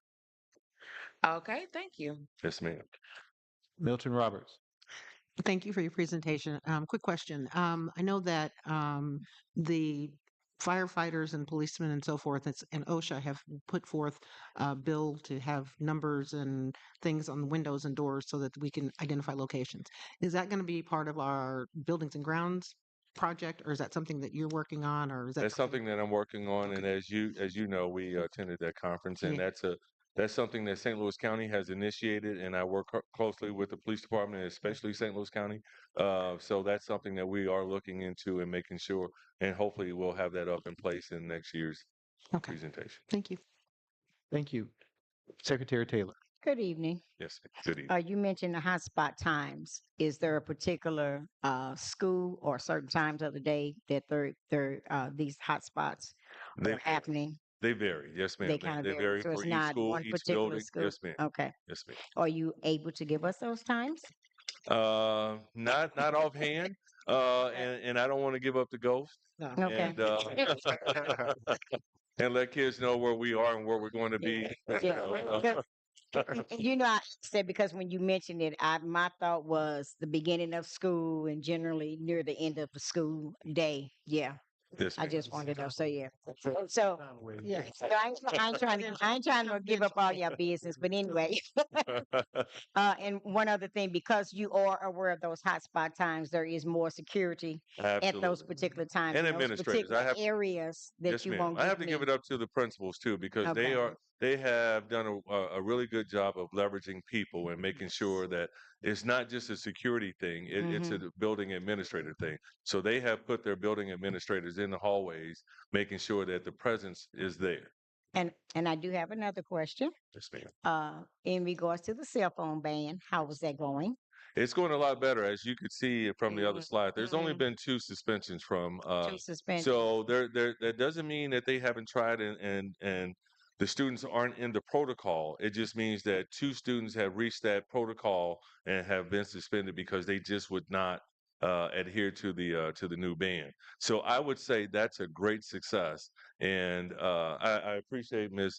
Pamela Hodge for bringing that up. For the state is noticing our robust stance in initiating the cell phone ban. So it's not so so difficult for the children now. They kind of they're adapting. I think they're to learning. it. I think they're learning. Okay. It's not that big of a deal anymore, and I'm sure the principals will probably agree or disagree because it depends on the building and some of the other students. But Oh, I think it has subsided a great deal. one final question. Yes, ma'am. And so, how are the parents handling it? Or you are receiving any feedback from the parents? We still get quite a bit of feedback, but not as much as we did initially. Okay. Yeah, because like I say, when we first started talking about that, I had some concerns about that myself, Yes, ma'am. being a grandmother, and so I'm sure that there are a lot of mothers. And even this morning, I thought about with the time change, it's extremely dark in the mornings. I know for my granddaughter, her bus comes at 6:40. It's still dark outside. So it's important for me to take her to the bus stop or take her to school. Whereas with a lot of other parents, they're concerned about that. I think that also contributes to the fights lessening also because Mhm. now not so many kids are running to the fights anymore. Mhm. Not many kids are staging fights anymore. Mhm. It's still happening, but not on the levels that they were.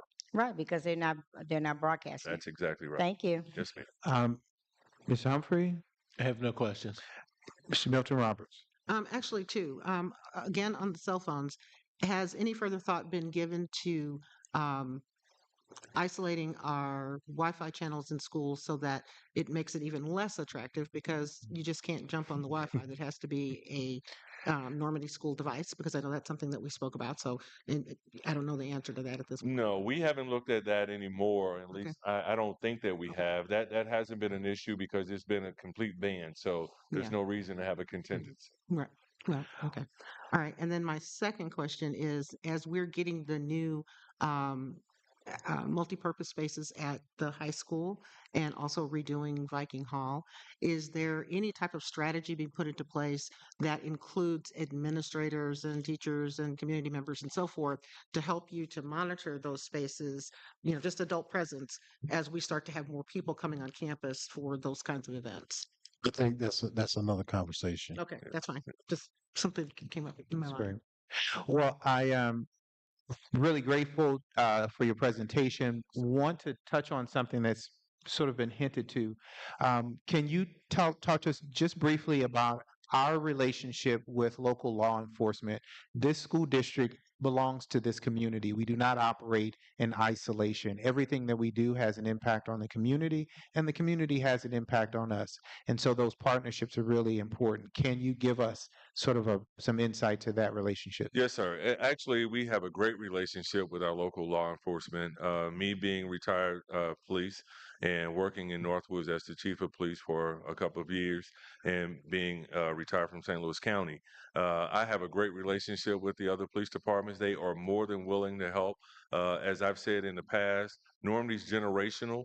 So a lot of our local police officers are also alumni, and they have a vested interest in Normandy Schools Collaborative, and they are more than willing not only to have a presence here, but to volunteer with our students and our staff.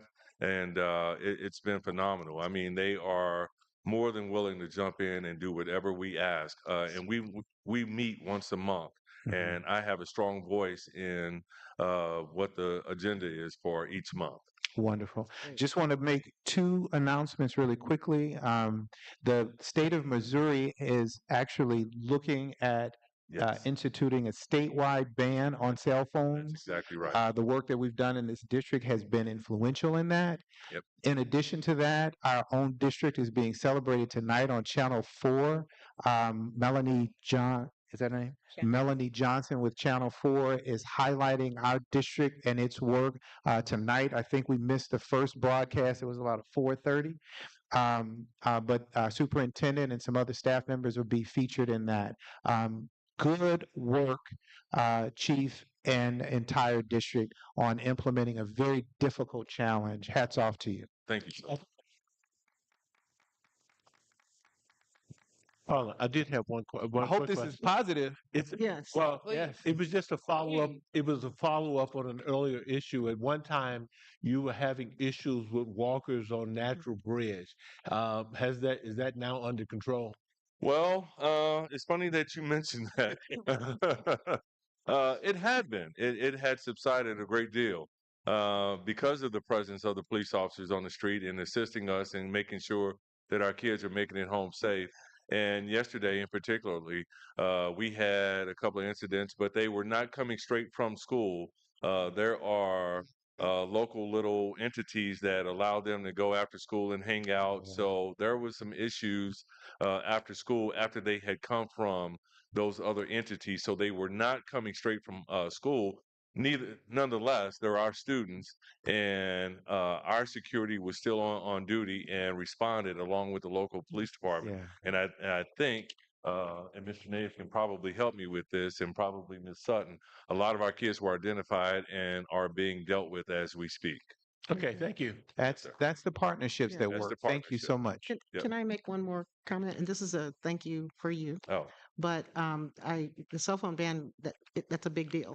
But I think we'd be remiss if we didn't also salute our principal at our high school and our principal at our middle school and the assistant principals at both and the teachers at both, yes. because it was a partnership that made all of that happen, and they had to do some heavy work.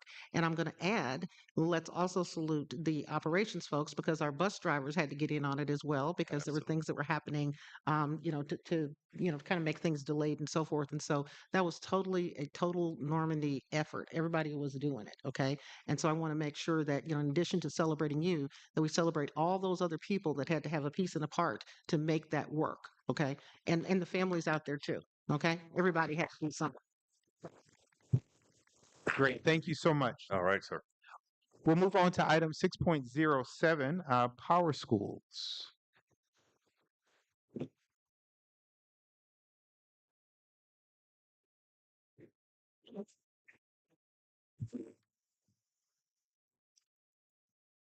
Good evening. Passion Good good to be with evening. you. My name is Michelle Gaskin. One S. A lot of people like to tack an S at the end of my name. So, Michelle Gaskin. I am the system coordinator for Power School for Normandy Schools Collaborative.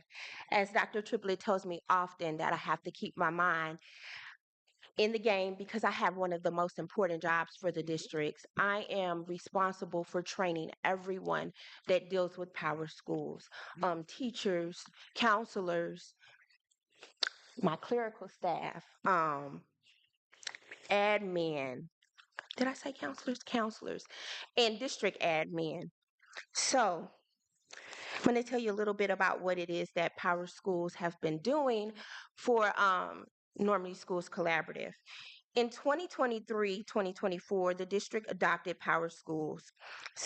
Power Schools was launched July 2024 and has created an effective way for the teachers and staff to take and monitor attendance.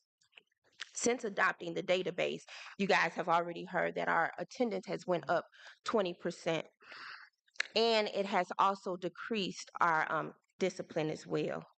Power Schools allows for real-time notification to parents, students, and staff receiving grades, assignments, and surveys. The Power School Parent Portal is a tool that allows parents to capture this information. It can be pulled up on any smart device. Power School Sys allows personnel to upload documents and assign disciplinary actions immediately. So in essence, Power School continues to allow us to streamline and process information at a building level to have cleaner data so that we can make better decisions as the district for the district. As you see here, some of the other tasks that I have to do is data management and reporting, which means that I report information to the state quarterly, October, December, February, and June. Again, I train everyone, onboard them, and make sure that they are familiar with the system. I collaborate with all departments. I work heavily with technology and the communication department to make sure that everything is going smoothly and all data is entered in properly. How do I go back? And just so you know, board, Ms. Gaskin is the single most important person. She helps us get those low hanging fruit points that are not performance related and other things. So she helps with the attendance. She helps with capturing the data that we have to make sure is in core data in the system. And so she helps get those low hanging fruit points. Thank you, Dr. Triplett. Um, Power School consolidates academic records, attendance, behavior, and health information, ensuring that all stakeholders have access to up-to-date, accurate information. Meaning, once we get the information from the parents, we can immediately upload it, and it's all for everyone to see. Teachers, counselors, and admin, they get a glimpse of what it is that the student that we're receiving, we can see everything. Again, taking attendance for the clerical staff. This allows the secretaries and attendance clerks to monitor attendance very closely. When a student comes in tardy or is marked absent, the parent portal immediately notifies the parent and lets them know that that child is either tardy, late, or absent. This is something that we did not experience in Tyler Sis K-12. So instead of getting that one call at the end of the day, Power School allows us to send it out every hour on the hour for middle school and high school students. Power Schools allows us again to make district-wide decisions. It affects and it helps the teachers with grading, attendance, and feedback. And that's about it. Do you have any questions? Thank you, Ms. Gaskin. We appreciate this. The board requested this presentation about Power Schools because we invested quite a bit in this work. So I'm sure that there are questions. Yes, Ms. Pearson. Thank you, Ms. Gaskin with no S. I was gonna ask, was Power School who sent out the info, which you answered it. So, because I have been one of those parents who I forgot to call the school and say my child was gonna be there, and they sent me a nice little text message and a phone call. Yes. But I do want to ask, is there some type of workshop or YouTube video that could be posted to the district's website to assist parents with how to maneuver Power School with the upcoming school year with enrollment? I'm one of those parents that I will admit I lagged when it was time for enrollment. So it was a little difficult because I'm used to Sis-K where I'm just press and go. But will there be some type of workshop or forum, maybe like I said, even a YouTube video to assist with how to maneuver through Power School and get the information that's needed? Great question. I'm actually working with our communication department right now, and it will be myself demonstrating not only the parent portal, but how to enroll. Okay. And it will be on the district website under the Power School. That's the only question that I have. Thank you. I believe it's on there now, isn't it, Chris? Yeah, it's on there Not now. the video. The video's not on there. Not the video, but The instructions. just some instructions on how to do it. Yeah. Oh, okay. Milton Roberts. I guess I have two questions, actually. The first would be, you said that, with Power School, one of the benefits of it is that the parents can get information literally in real time. Yes. What is the utilization rate by our parents, and is there some type of strategy ongoing to make sure that we are reaching 99 to 100% of our parents? Another great question. I have worked with Dr. Brooks and Chris Trahan and curriculum and the principals behind me to develop a program that we will be doing this week at Parent Teacher Conference. We're going to have stations where we can actually assist the parents with signing up to the portal so they can get this real time information. Right now, our numbers are pretty low, and we would like to see them increase with the upcoming of the summer school enrollment as well as 25-26 school year enrollment as well.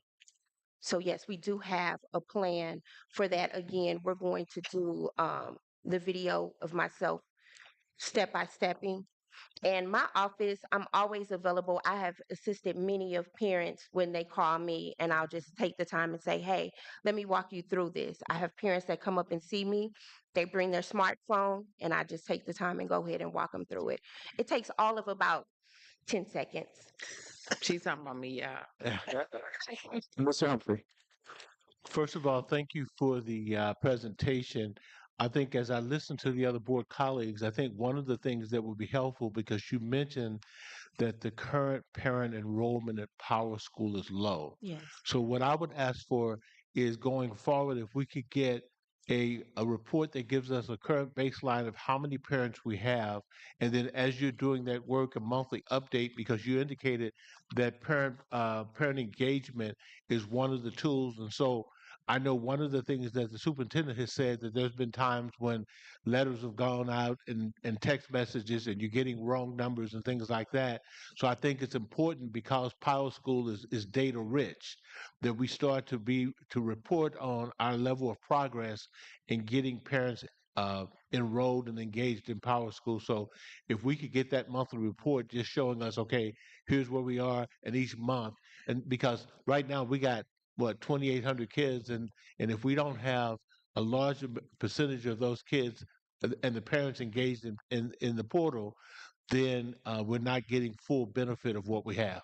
I don't think that it's necessarily the parents not fully engaged, that the correct information in. While sitting in this meeting, I received 4 text messages, 2 emails, and 2 phone calls about information going on this week. So the information has to be correct, not just in the system. Well, I do understand and appreciate that. I'm simply saying quantify our progress. Because if the goal is to get more parents on Parent Portal, so in theory you could use it to do things, we just need to keep track of our progress. Milton Roberts. Can I say something before you? Oh, I'm sorry, Ms. Gass. I understand your question, and I have no problem with giving you a monthly report of the numbers. Something that I like to adopt this year with moving to Power School was I was going to give myself grace, and I was going to extend grace to everybody with this system. I know when it's you have to learn something new, there is a little resistance. And so what I'm finding with our parents is that it's just a little bit slower for them to get on board with this Power School movement. Once they get in there and they see all of the perks, they're like, that's it. I could have been doing this. And I feel the same way that we should have been with Power Schools for a while, because it is the new wave. It is electronic driven. It is real time. It meets the needs of the district. We're able to see everything. I'm able to send out surveys. The teachers are able to communicate. Parents and students could. I had 2 students the other day. Can you help me get back into Power Schools? Sure. They wanted to see their grades. Great. Those are the things that I like to hear, and those are the things that you probably don't hear. I want to point out that this board has not given you an assignment to give us a report. Okay. It is recommended that that data be available. And while we will not have you reporting monthly on Power Schools, it would be great, and I'm sure that you already do this, supply that information to the superintendent so that we could have access when needed. Yes, sir. Thank you so much. She just answered my question. Okay. Are there any other questions? I asked. Thank you so much for your presentation. Thank you. We'll move on to items for discussion and action. I'm glad to say this evening that there are no items for discussion or action. So we will move into item 8, 7 items for consent. Those items have been supplied to the board in advance of this meeting. So I will entertain a motion to approve the consent agenda. So moved. Second. It's been moved and properly seconded. We will vote on that consent by a roll call vote. So, Ms. Rigsby, could you please conduct that for us? Yes, sir. The vote on the floor is for the consented items for approval. We'll start with Director Dr. Petty, Yes. Director Milton Roberts, Yes. Director Pearson, Yes. Secretary Taylor, Yes. Vice President Humphrey, Yes. and President Hodge. Yes. Thank you. Thank you. The ayes have it. Thank you all for that. Moving on to item 10, Joint Executive Governing Board. We will entertain a board announcements and comments. We will start with Dr. Petty. The hour is late, and in the interest of time, I will be brief in my comments. I would just like to thank those principals that presented this evening. I am especially elated to see Principal Gerald Nave in the audience tonight. I remain an avid supporter of his leadership, along with many of my board colleagues. He's been through a lot, and we're glad to see him. He is nearing the completion of his doctoral studies, and we support him in those endeavors. Principal Nave, it's good to see you back. Thank you for your service. Thank you. Cheryl Milton Roberts. Hello, everyone. I'm going to keep it brief. First I'd like to say that I'm excited to see all the folks that are here in the audience. I would also like to, as always, talk about the fact that it's so important for our babies to read. And so as we get closer to summer, everybody needs to be coming up with a plan so that we don't lose the ground that these wonderful educators have, made with our students. So if that is, there's lots of programs at the library. I'm sure that our educators here will have things that they send home. There's ready readers, there's parents as teachers, but we need them to read and we need them to see us as adults reading as well, because reading is fundamental. And if you can't read, you can't do math either, because there's story problems. Okay. So you got to be able to read. So it's really important. Wanted to share also that in this time, there's lots of people that are under lots of stress. There are people, there's all kinds of things that are happening. And so the health and wellness of our community is very, very important for our kids as well as for our adults. And so I wanted to share with you that there is a wellness event that's happening this coming Saturday that's free of charge. I'll make sure that we get that information to our family members, but you can come out, get screenings for all kinds of things, including screenings for children for, vision, getting their teeth sealed, learning about safe driving and so forth. So really working on making sure that our kids are safe and that they're, that they're learning. The last thing is that the weather is kind of breaking a little bit. And so one of the things that I want to encourage everybody to do is to make sure that you're getting your kids outside. At every meeting, we talk about social emotional learning. At every meeting, we talk about the fact that some of our kids are, they're not able to focus so much in school. And so one of the things that I want to share with anybody that's listening or that's in the audience is that getting your kids outside and having them commune with nature is going to help that. Okay. And they may not want to go the first time, but it's important. And our kids spend entirely too much time inside. You want them to get focused on reading, have them discover something outside, and now they got to go look in a book and find out something about it. Okay, so we need them to get outside.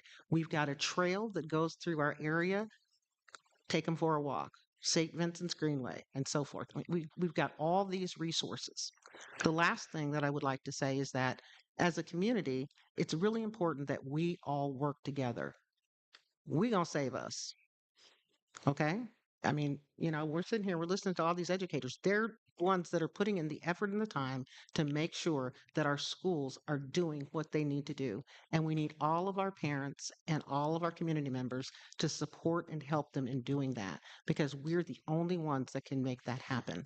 And I think that's very, very important. So each one teach one. Make sure you're talking to your neighbors.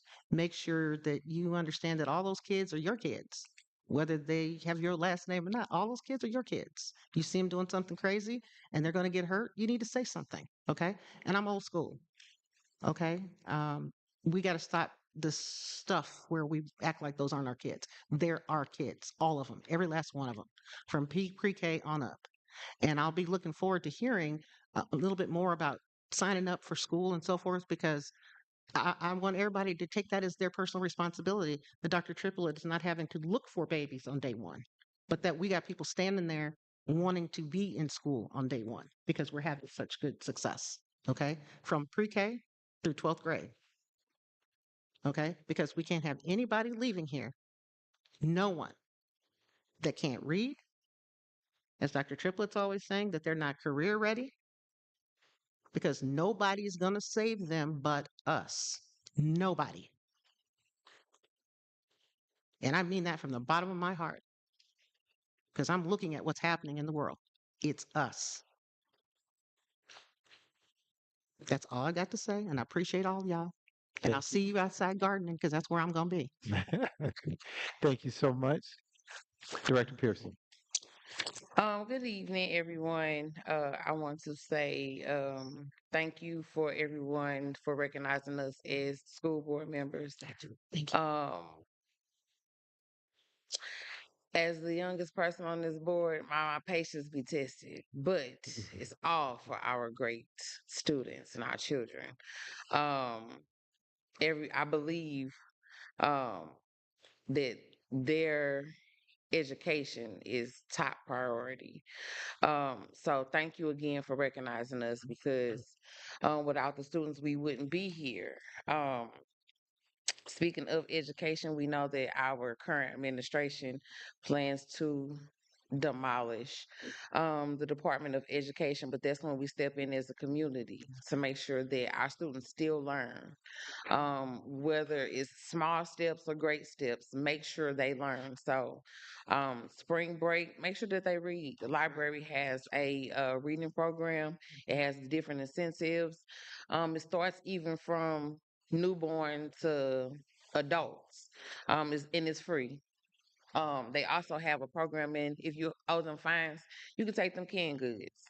Um, the middle school is having a Black History program tomorrow. It's from 6 to 8. It's a walkthrough, I believe. I got the text messages right now. Thank you, Dr. Sutton and Dr. Porter. I appreciate y'all. Safe travels to our seniors. They're going on a senior trip this weekend. I'm excited for them that they're able to experience something new. Save the date. It will be in communications. I'm working with Mr. Trehan to get that out to you all for LM39 Foundation. Their mental health weekend. It is May 2nd through 4th. The jamboree will be at the middle school. The brunch will be at 21C Museum Hotel. I say it all the time, but LM39 Foundation is Normandy alum, Super Bowl two-time winning champ Lawrence Maroney. He gives back to his community greatly, effortlessly. He's humble. So let's support him, because he's big Normandy. If I'm Normandy, he Normandy above me. Um, Registration for the Freedom School is open. Those slots go fast. That gets the children a different opportunity in their own community. 314 day is Friday, so go St. Louis. Enjoy y'all spring break. It is Happy Women's Month. And I'm gonna do a quote from St. Louis' own Maxine Waters. I know some people follow the tradition, and that's who they are. That's not me. That fits me so perfectly. Y'all enjoy y'all spring break. Read, get out and enjoy the sun. And if it snows, just stay in the house. That's all I got. Thank you, Ms. Taylor. It's my thing. I'm sleepy. Y'all know I need. See, you shouldn't feed us before you bring us into these meetings, but thank you. Thank you. Thank you. Good evening to each of you. And I just wanted to say, I did receive an email and it was saying to write a note, send a card, just stop by and say thank you. And so I was not able to do any of the above. And so I'd like to take this time right now and say to the operational department, for the bus drivers, those who go out and pick up our children, who make sure that our children get to school and get back home every day. Thanks to the food service department. They are the ones who feed our babies. And as you all often hear me say, some of our children come to school hungry. And then when they leave here, they're hungry until they come back to school the next day. So next week for me is another week that I will be praying for our children, because anytime our children are away from the school where they can get at least 2 decent meals, that's a concern for me, because a lot of our children don't have food to eat. To the maintenance department, thank you for all that you do. They come and set this. If you come in here during the day, you see round tables with seats for the students, and then we come in here and we just assume this is how it looks, but it's not. Then to the security, Mr. Norm Campbell and all of his those that work with him, and how they secure our schools, secure our students. And even though we know it was an issue with the cell phone ban and the dress code, when they started this dress code many, many years ago, that was a whole other issue. I had a daughter in school at that time, so I'm accustomed to those issues. And we say thank you to the staff and to the superintendent, to the executive board. Thank you for all that you do. And I just wanted to end with this. It's time for us, even as we see the things and hear the things that are going on the television, it's time for us as a people, it's time for us to come back to prayer. And you all know I'm always talk about prayer, because for me, that's part of my life. And so we have to pray for our nation. And as we pray for our nation, we know one of the things that they were dealing with, the first executive order that was set up, he wanted to do with the Meals on Wheels that provides for our elderly people. He wanted to take away the welfare, and he wanted to take away the food service. And now they're talking about doing away with the Board of Education. We are the Board of Education, and it's up to us to make sure that our children learn. So as we move forward, let's remember to pray. Pray for our nation, pray for one another, pray for our children. And even on next week, as our children are out enjoying a week, and I'm sure that they are glad. I said to my granddaughter, I said, "Did you realize that you're out Friday?" And she said, "Yes." So I was thinking, I didn't Yeah. didn't know. But anyway, yes, she knew. And so as our children are out, let's pray for our children. Let's continue to pray for one another. And as I often say, let's watch out for one another. We are our brother's keeper, and it's up to us. And let's do the very best that we can. And we see that from the principals. Thank you, Dr. Leeson. I didn't get to say anything regarding your presentation, but I know that Dr. Leeson is doing a great job, because I've come to some of the meetings with him. Dr. West, Dr. Nave, to all of the principals that are here, Sutton, Porter, to each of you. And we are so proud of what you are doing for our children.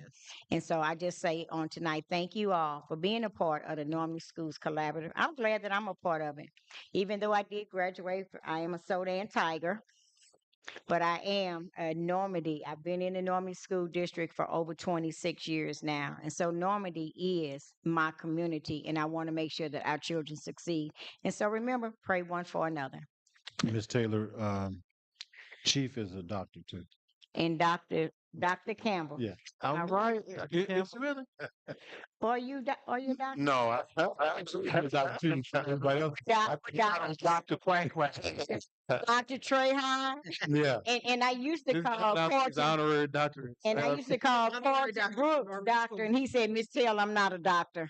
Right. Well, thank you so much, Mr. Thank Humphrey. you. Well, first of all, thank you to my board colleagues for the work that we've been doing over the months. You know, we came through, I think, which was a very enlightful retreat, and I think that I'm going to use an old adage, like when you're in the country and you want water to come from the well, you prime the pump. And so the progress that we've seen tonight in the reports is a priming of the pump. And so as I reflect on this evening, I think about the showering of appreciation from everyone that gave gifts to us. We've had more gifts this year than I don't even know if I can get them all in my car, but I'm gonna give it a good shot. But I wanted to say thank you to everyone that took the time to show appreciation to the board. I also am speaking to everyone that's online that is a resident of this area. This week, a survey came out from Marla Smith, who's the representative of this area, and she's asking for feedback around some very critical areas that can impact us as a community. So I would ask everyone to carve out some time, complete the survey, and get the feedback to her as a new representative, so it would help her to guide the conversations that she's having in Jefferson City. Also, I wanted to give a thank you, a shout out to the boys basketball team. I was able to go to the district competition at MICDS. They played against Jennings. They played very valiantly, but I have to say they'll have to work at it next year because they didn't make it past that game. But they represented well. There was good sportsmanship among the players. There was good camaraderie among the players. So I thought that the team represented us well in that competition. So again, thank you to every presentation that was given tonight, for every ounce of progress that we've made. Because as you've heard me say more than once, everything we do must have a sense of urgency. And so as we continue to make progress, just think about, how can I prime the pump more so that the next time I got to prime it to get some progress, I don't have to work as hard to get it. Thank you. You all have been very, wordy tonight. Lots to say. Lots to say. We appreciate that. Did not even rush you. Might rush you next time. The one last thing that was not covered, we are celebrating operations this week. This is Operations Appreciation Week. IT, our custodial staff, maintenance, transportation, food service, you make us work. So I think that's worth another round of applause. Yeah. Yes, yes, yes, yes, yes. I will stand for We'll that. stand up on that.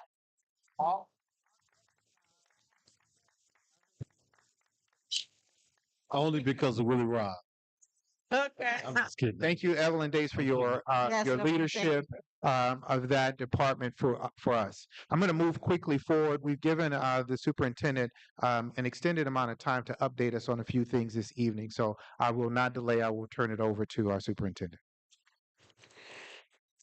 Before I speak, Chris Teron, who's always bossing me, wants to do something. So give me a minute. So, thank you. So we've had 2 years of Dr. Triplett at the school system, and we wanted to capture this and share it with everyone to show the achievements at the school district. We appreciate his leadership, and this is a presentation that the communications department put together to highlight the past 2 years. I'm not going to be embarrassed, am I? You'll have to watch. Okay. You didn't preview it? He say maybe. I'm almost scared. See if we can. Signature pose. Turn up. Can it turn up? Unfortunately, this is the. Put the microphone to it. Yeah, It's still not. I don't think it's. because the volume doesn't say it's on the way. Okay.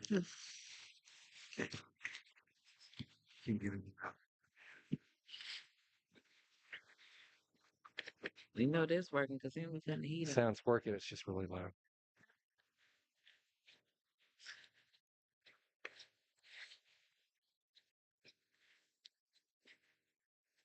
Looks nice.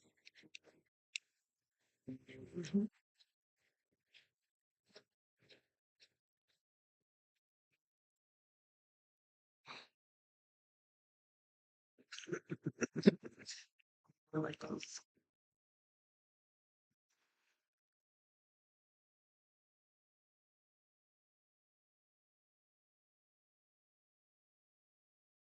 I learned my voice is not the only one that matters here. Everyone's voice in this building, the school building, any building is not the only voice that matters. I think it's a privilege for everyone here to experience being in a room with the higher ups of these school buildings. I just really think it's a privilege, and I'm honored to be here.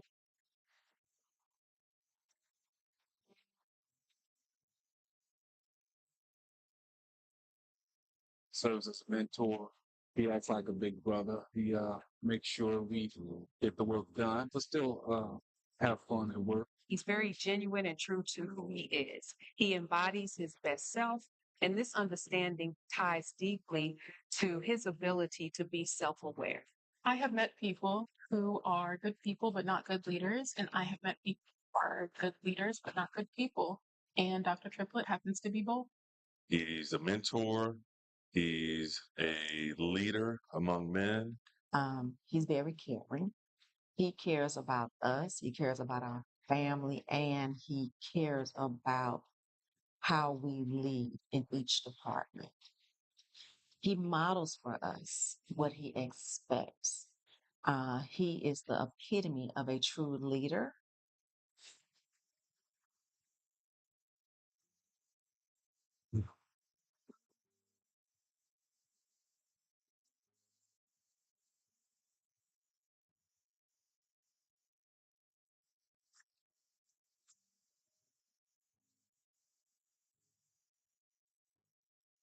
That me singing?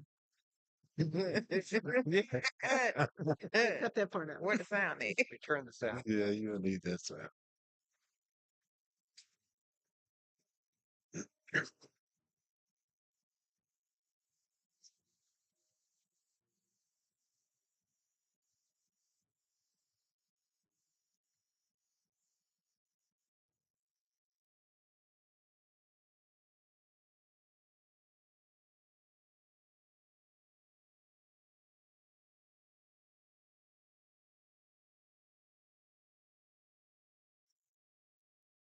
That's the signature. Yeah.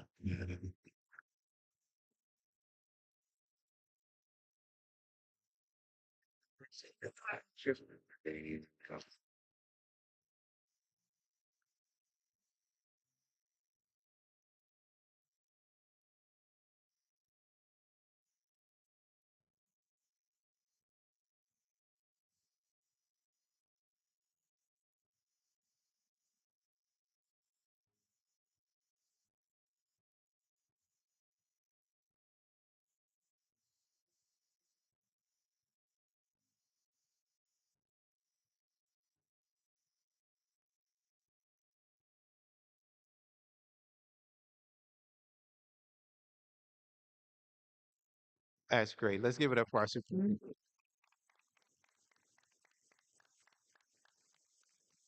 You've done quite a few things in these 2 years that you've been with us, sir. We appreciate it, and we appreciate you. It should be recognized also that that you started before you actually started.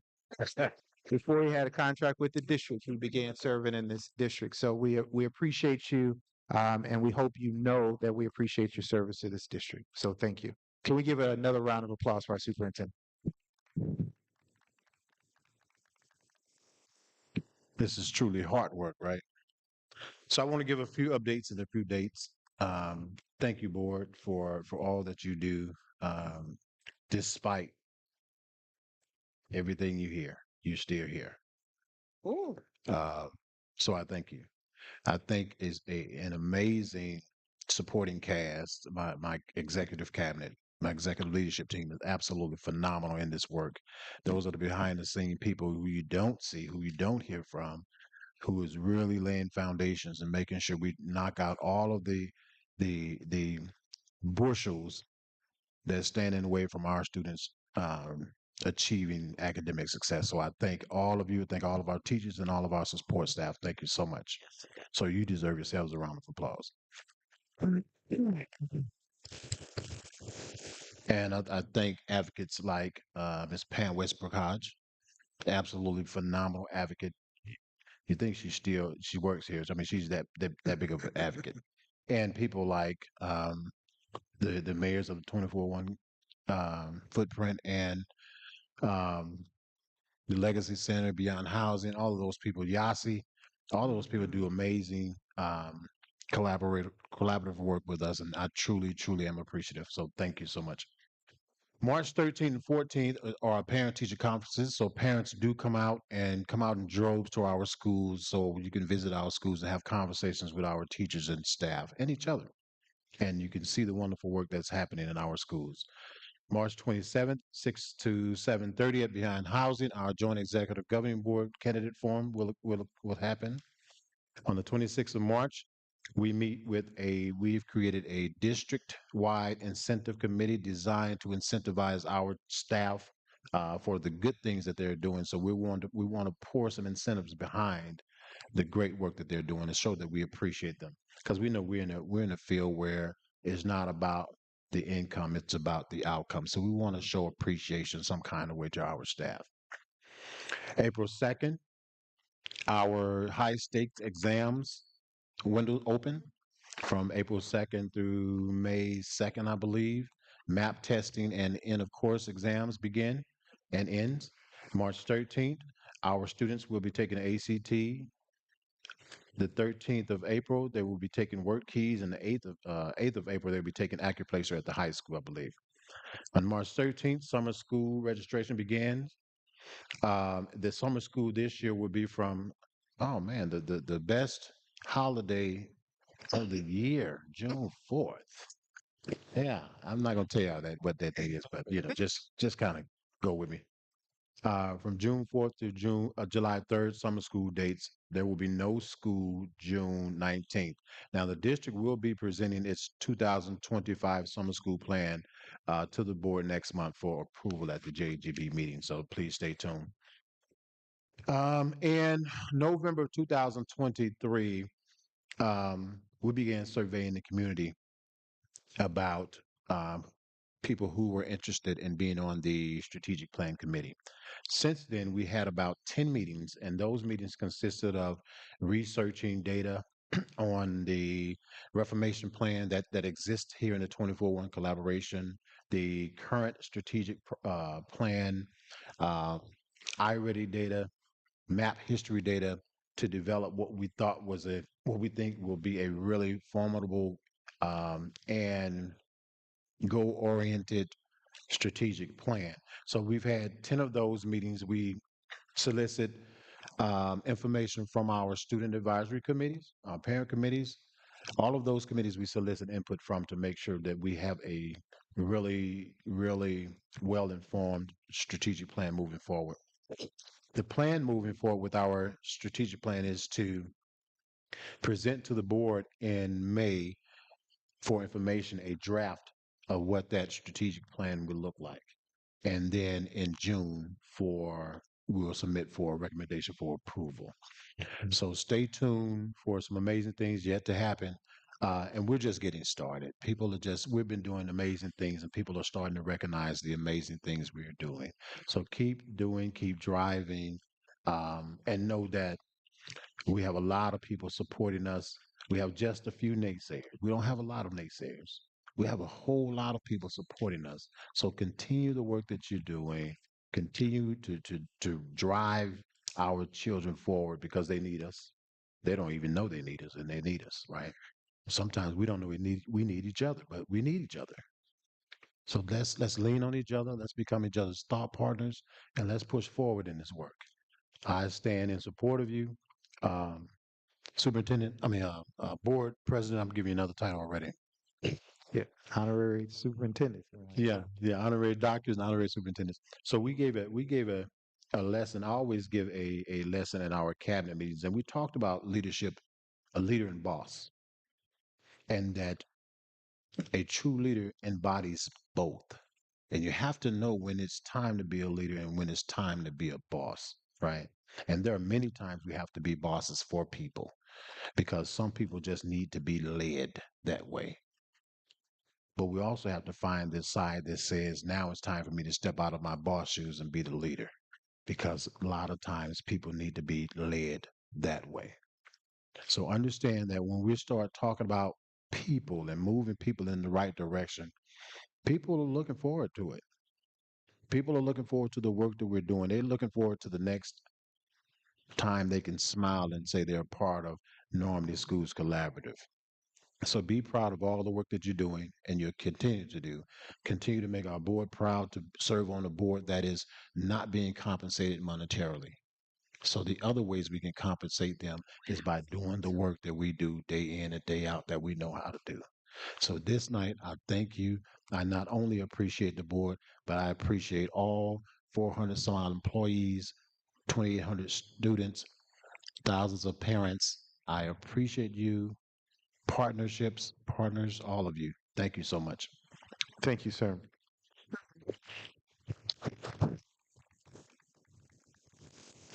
Okay, that concludes our meeting for this evening. So I will entertain a motion to adjourn to executive. So move. Second. It's been moved and properly seconded. All those in favor, please say aye. All right, let us adjourn.